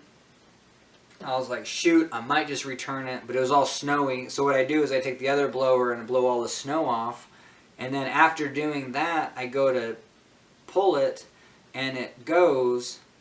And I was like, oh, maybe I put a little bit of air into it, and I was just kind of testing that hypothesis. And so yeah, it needs air, and it's probably the muffler that's choked up, and it's not. It's like a vacuum with a full bag. Like, it's not sucking anymore because that air is slowly going into the tube and then just getting like blocked by a dirty bag full of dust. So, you know, no credit to me. That's YouTube looking up. And that wasn't even a video on the topic. That was a video like on, shoot, my blower don't work. And like one guy's like, it was like, dude, you're replacing all this stuff. It was actually like replace the electrical coil, like seeing if you can get, like the spark plug's making a spark. But yeah, it's not getting the right amount of electric. I was just like, oh my god, if I have to break out my multimeter. Like, I barely know how to use it. I just got one and I was practicing with it. It's like, I'm done. But no, the guy's like, dude, clean your muffler. It's like, I don't think you need to make this video. And I was like, thank you. I don't even know if this is the solution, but I think it is. I was just very excited to find potential solution. And I haven't tried it out, but I'm at least in a better state tonight where I'm thinking I got the solution. And I already ordered tonight for $15 a full carburetor. So, I mean, they're OEM 54. It's like, oh my god, they were $50. Like the OEM ones. It's like, I can't put that into this. Like, that's crazy. But leave it to eBay, and someone selling the knockoff, $15, get the whole kit and a lot more. So, but yeah, it's fascinating to come up with solutions. And life is cyclical. Sometimes I will get into the blame game of like, well, why'd you do it that way? Like, uh-oh, it's ruined. Or, I just remember I was like, getting into eating meat, and I was kind of making like a, I was doing like beef short ribs. Do them like at 275 for like 6 hours because I'm, up, and I would throw them in. And just this one time I threw them in for my folks, and I was like, yeah, at dinner time, take these out, eat some. Well, they ended up eating something different, and then they just turned off the stove. And I was working at the cabin like all night. So like 7 hours later, I get home, and I was like, oh, the oven's off, and they're still in the oven, and they're not in the refrigerator. Now, I haven't done the course on like restaurant safety, but when I was rafting, like my friend, he actually did it because he was actually doing more with the food for the company, And he kind of just, I was just overlooking his shoulder, and it's like, yeah, it's like you take those courses. Food temperature is just imperative when it comes to the health, of eating food, and even 1 hour is suspect for food out. Now, if it's like Thanksgiving and your food's out for an hour, it's like no big deal. But if it's 7 hours, I don't know. Like even 2 hours online, they're like, that's the freak out point for like textbook. I mean, just stuff online. It's like, yeah, 2 hours at room temperature. But this is worse because it's like in an oven that didn't get to room temperature and kind of neutralized. It's like in an oven that's right at that sweet spot, like 120, 130, perfect bacteria growth. And I just couldn't. I was like, I'm throwing this away. I don't want my folks to eat this, and I don't think I'm brave enough. Like, even if I just throw it in the broiler, because I looked at that, I was like, what if I just nuke this thing with 550? And they're like, nope. Like, you'll kill most, but then the stuff you don't kill, you definitely don't want that type of staph in your body. And it's like, yeah. So that's one thing. And so what's the solution? For me, it's knowing that life is cyclical. Like, this stuff's going to happen again.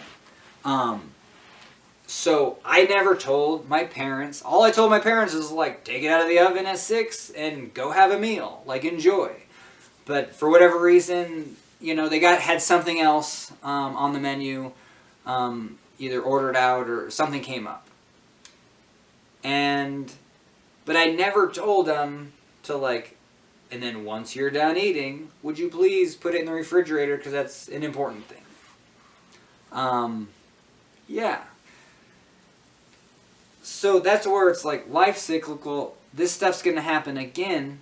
So I even brought it up at group. It's like, guess what, guys? This happened. 7 hours food left out, and I didn't even tell them.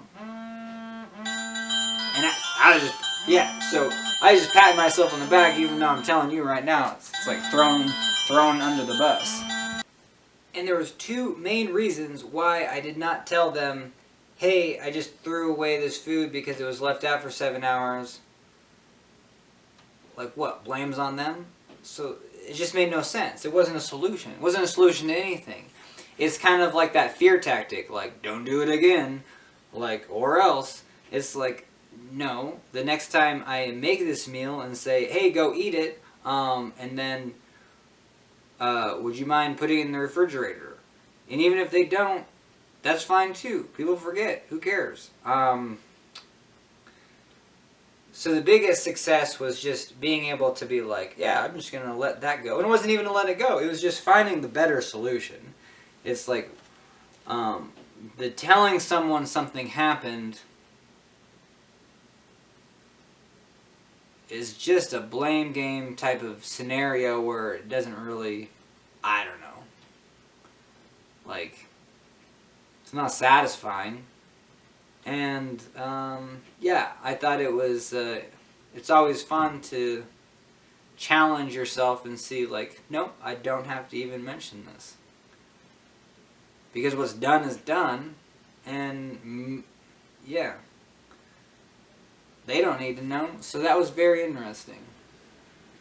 I think like a week later, I got to the point where I was just like, oh, I don't even know if I even told them like that. Yeah, I did such a good job of not telling them, and like enough time passed that I was like, yeah.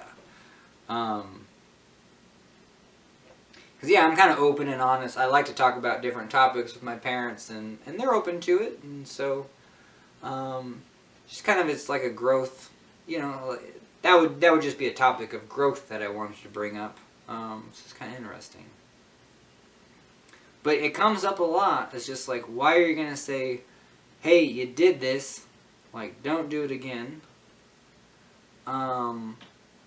Recognize that, well, maybe the time and place to tell people not to do it again is when that scenario is going to be fresh. I mean, if it already happened, like, I don't know. Like, if your Thanksgiving dinner, like, is just a total crazy family feud, and then the next day you're like, I don't want that to happen. Well, the next time to think about that is, I don't know, maybe the first week in November the following year, and then you can maybe plan better. But what's done is done, and life is cyclical, and the thing will happen again, but there's a time that makes the most sense to bring up. And that's even kind of like the wrapping topic. Like before a river, hey, we're on the Lochsaw, it's high water. Like, what are 5 obvious ways that you could die, and what's 5 non-obvious ways that we might not be thinking? Now you're thinking creatively, and you're thinking well-timed. I don't know. I apologize to bring up death on rivers, but it's just kind of an interesting topic. Death in general, I find interesting. As you should, because like the last having conversations of metaphysics, it's okay that death is interesting. It's like the fact that death is a taboo topic, where it's like if you can, like, understanding kind of our relationship with death and what is death is honestly for me a better question than asking like why, the all-encompassing why question of the universe. Like, I would rather explore the very unique concept of death, that you will pass through, but potentially not even know you're passing through. I mean, depending. I mean, it's like a dream where you're just like, I mean, from the very physical standpoint, yeah, it's like getting your tonsils out, where it's like, yeah, you can know you're dying, but the second you're dead, yeah, it's, you're getting your tonsils out. But yeah, I think it's fascinating.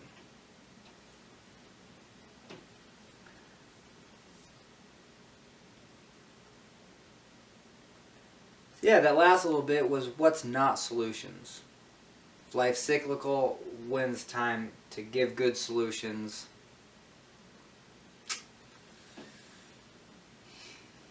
Yep.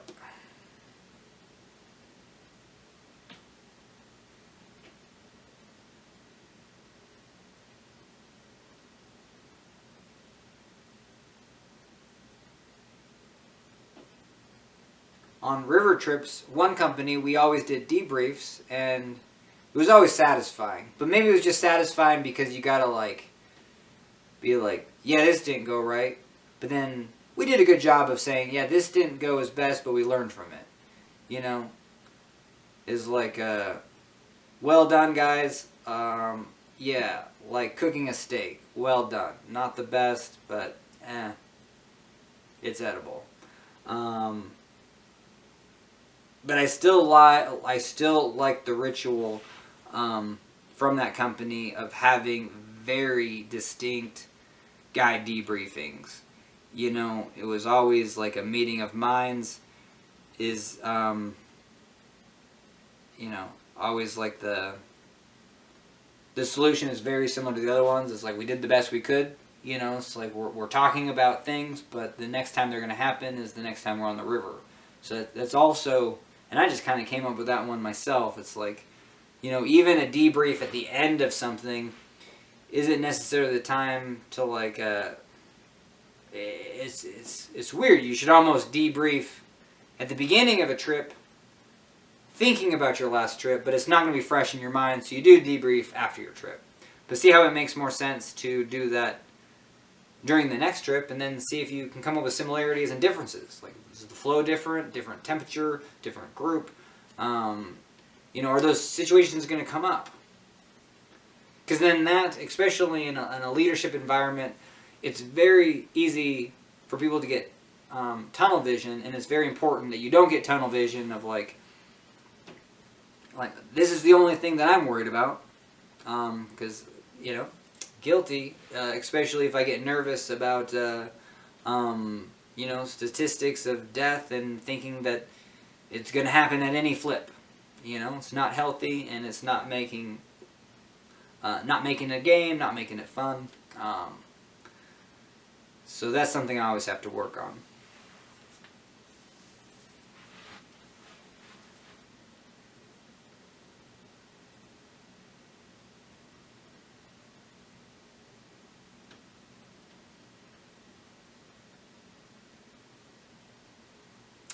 I was going to bring up another topic, but I'm going to do a good job of saying, kind of using that. It doesn't need to be brought up. It's not going to be something, like even the cyclicalness, it'll come up again, but no time soon. And it's something that I had to work through. It's something that, after the fact, I develop solutions, but I just can't relay them because of the circumstances. So I just have to. Great place to kind of end it for the night. Even though I might want to talk some more. Yeah, still feeling pretty good. But one of the precepts from NAMI is that we cannot solve all problems. I mean, like, you can frost every cake with that. Like, literally, I just can't solve all problems. If you, like, I truly ingrain that in me, and it's a difficult one because, like, you're like, oh, I probably should be able to solve most problems or all problems. And it seems like you're giving up or something, or especially if it's someone else's problems that you're trying to help with. It's like,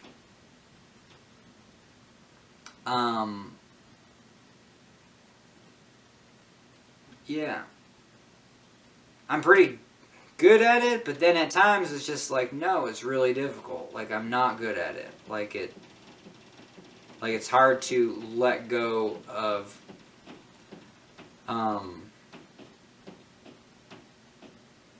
yeah. I relate it to jobs. Like, if you're afraid that you can't quit your job, it's insanity. You're replaceable.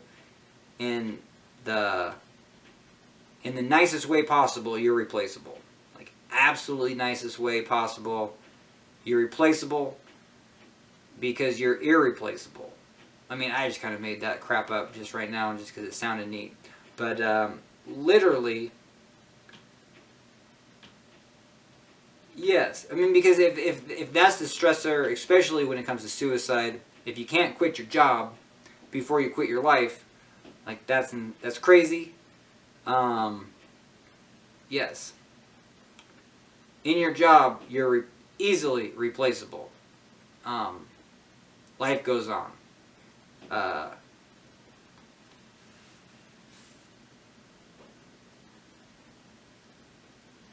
Yep. Can't be in two places at the same time. I don't know. But, yeah. I think we get, like, even for me, it's like I get like, oh, like, I worked at the skier, and it's like, this place ain't gonna run without me. Well, it's running without me. And I'm in a better place for it, and it's one of those that I just can't look back, and, yeah, I would like to work there, but there's just, even health reasons, I just don't think it's going to be healthy for mental illness. I won't even get into the things I'm thinking about, but even on that topic, like waxing skis every single day, being in an environment where you're melting plastics into boards, even just that one aspect, that's not super healthy for mental illness. I tuned skis year-round for like 15 years. A couple years in Seattle, the rest at Great Divide up in Montana, and I don't, the hazardous, like the occupational hazard people came in and they're like, no, like Pete Dex isn't cancerous or anything like that, but man, can't be that great to breathe, and all that wax. Yep. And then some just kind of just other general health reasons. I need a healthy environment, like even just a retail shop here in town, like like the back shop, like is like, I don't know, is like you can just smell the bathroom. And that was the other. That was like even up at the, oh man, kind of putting things on the spot. But yeah. Yeah, if you're smelling sewage, bathrooms, just anything that's going to affect my health that you're not, there is potentially no solution to. Just long term, there's not going to be a quick fix. And then so I just have to make those decisions for myself to be like, no, like, that's the reason, and I just can't do it. I have to be in a healthier environment, especially dealing with enough mental health issues, physical health issues. I just can't roll my dice for things that might be in question. So yeah, so I had to use the can't solve all problems, life goes on, and so hopefully that's helpful. You can't solve all problems. You can't solve all your own problems. For one, you can't solve other people's problems, and honestly, you probably shouldn't be trying to solve other people's problems. For me, that enters a topic of kind of control and, even just control and manipulation is like, when you take someone else's problem under your own wing, like that's,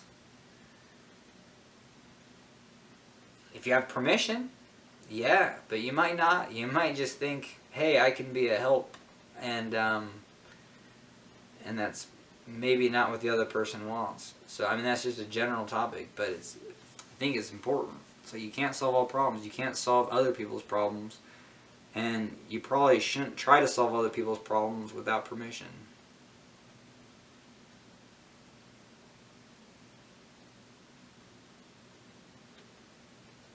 So I'm happy with tonight. Just one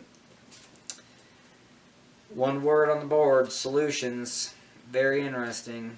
I kind of wrote some other things down, like, a little bit of sadness today just because it's trying to find a solution for my back. And no, I think I want to talk a little bit more. We'll see if the time runs out. Just going to check real fast.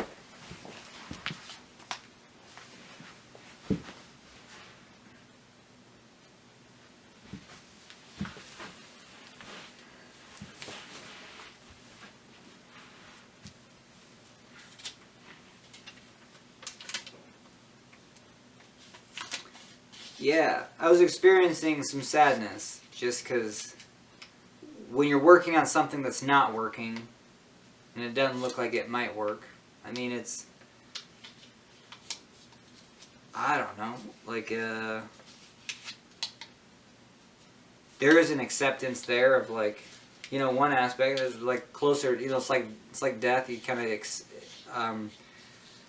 it's like, when you deal with pain, can't solve it, but yeah, it's kind of like an acceptance, like death is an acceptance. That's not what I wanted to talk about, is that when things don't work, they're kind of, for me, there is a little bit of a trigger there, of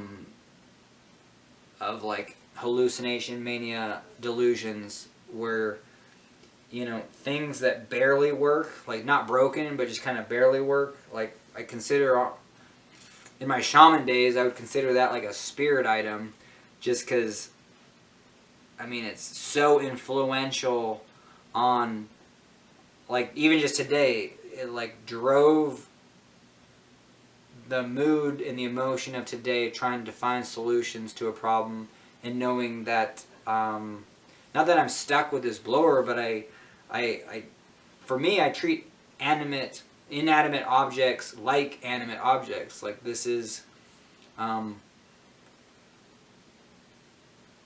very much like to, like, I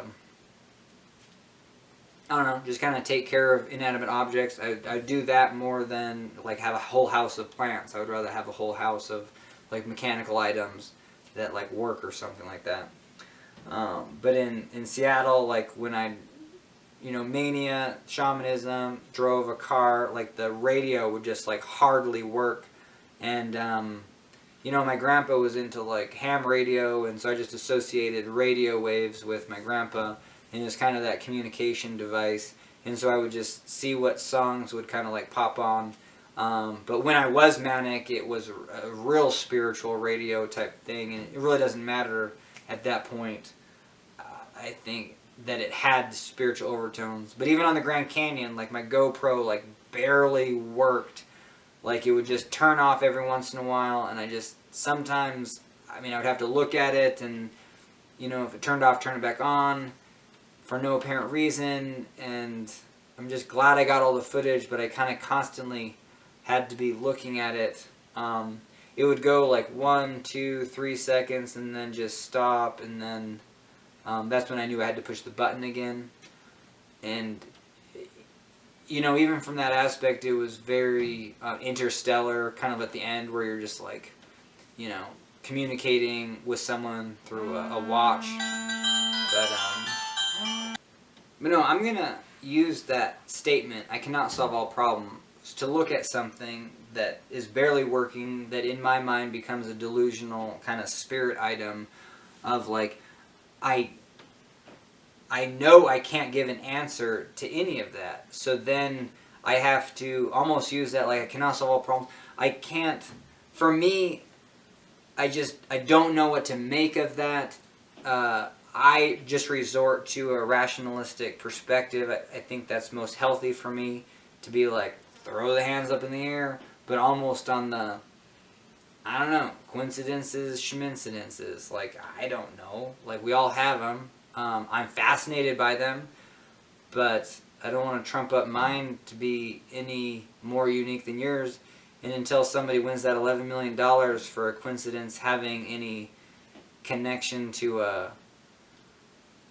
even like a ghostly realm that could be here on Earth, it's like, you know, I just don't know what to make of it. Well, I do. I make sure it doesn't mess up my mental health, because I know I don't have much choice in it affecting my mental health.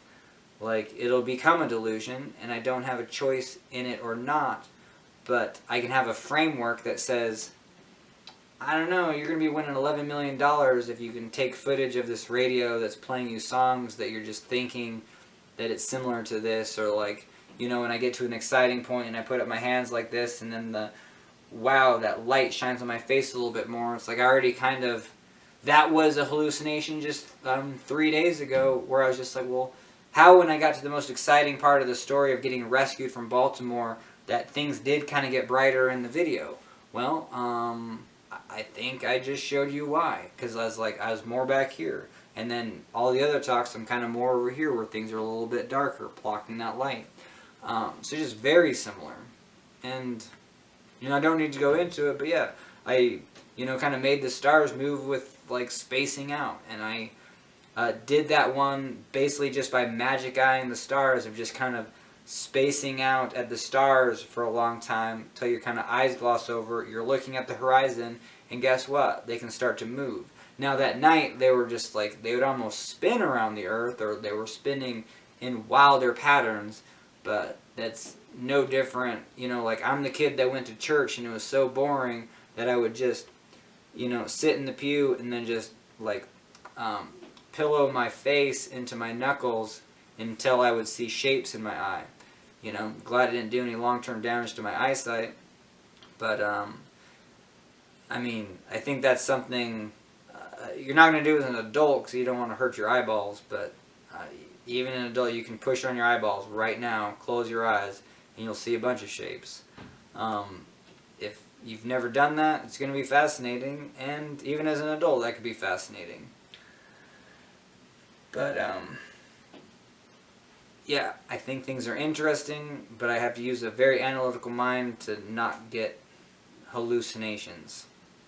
So, when it comes to the idea of what I believe or not believe, some of these things I don't have a, you know, I either won't answer or I'll answer with the rational. Or, you know, like even from atheism, like what do you not know about? Like if you're in, you know, right around Christmas time, and like, you know, for Christians, it's like you're into this, and it's like even me, like being, like I really enjoyed the last relationship because it was this like eye-opening, it's like, wow, I think I can be healthier eating meat, and I just never had that. And so I appreciated that aspect. So I am not a very like rigid person, but I am. So it's interesting when I kind of make changes, especially from outside sources. I think I do a lot of experimenting myself and figuring things out. But when an outside source can be influential to me, I find that interesting.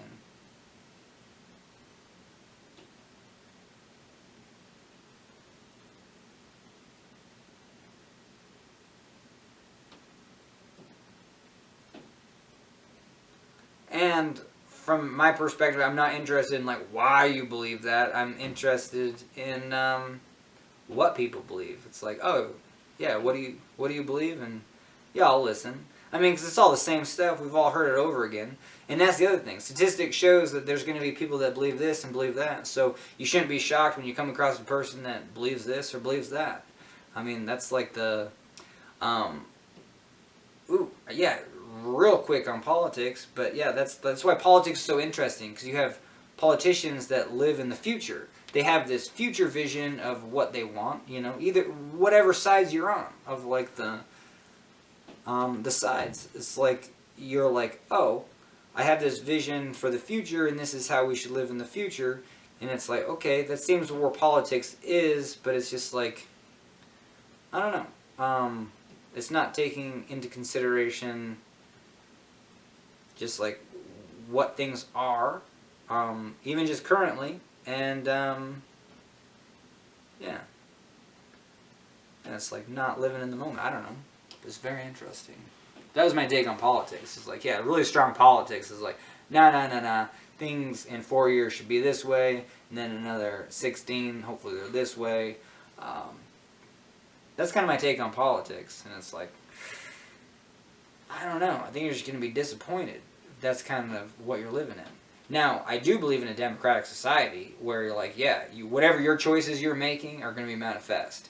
That's why in my mental illness, like, in the manias even, I would be like, oh yeah, I want to see these cartoons. Like I was like, oh, I'm going to be a cartoon writer because I got all these great ideas. I'll just write them down and make them into cartoons.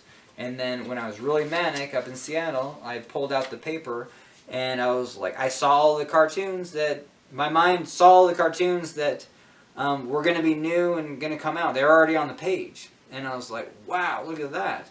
I had this idea of new cartoons. I mean, just new cartoons in a way that cartoons were. But I was just really manic. So when I looked at the cartoons, they all looked crazy new, with new ideas that were just like, yeah, that's the future right there. And it's a very weird hallucination when you're just looking at something and you're like, oh, I caused that due to my idea, my democratic idea of, something. So that's where, like, mental illness, you're just like, oh, even though I'm manic and just kind of in this little corner of the universe, it seems like you can orchestrate a lot. That is a delusion of mental illness. Like I said, I'm curious about why the brain would think that way. Does it hold water? I just can't go there unless you get a lot of people on board, or unless I have a topic where I'm just like, no, this needs exploration. I'm more on the side of the things where I'm just interested in how the mind makes pictures. I mentioned, like, even just having people in your dream that are so real to that character that, like, you still made them up, but you made them up perfectly. I find that interesting. That's very close to solipsism. Or it's just very fascinating that your brain can orchestrate, can just imagine someone in almost an identical form. And if you could record dreams, and if we were able to get an image of that, maybe you'd go back and be like, nah, that's like, that is Brad Pitt, but look, he looks like you. Or you know what I mean? It's like, it's like your rendition of Brad Pitt. And maybe that is the case. But I pay attention to my dreams pretty closely, and it's like, nope, that's like literally 100%, whether I'm dreaming about actors or, I'm just really fascinated when I come across a person that I've, haven't gone to school with or known as a colleague or friend. Like when it's a brand new person, it's like, that is intriguing. Because it's not even a person I've come across, like let's say on the streets, it's just, a brand new persona in the dream. So I wanted to talk about spirit items, and that's a great way to talk about the metaphysics. I'm glad I introduced that topic, because the other day I was just having a hard time kind of being strong-minded about things that I wanted to share about the metaphysic, or topics that I had thoughts on or things to say about, let alone opinions. Yeah, I'm not wound down by any means, but this whole time has been very comforting. Again, you know, kind of that therapist in the camera. This might be a good, this might be good for me. And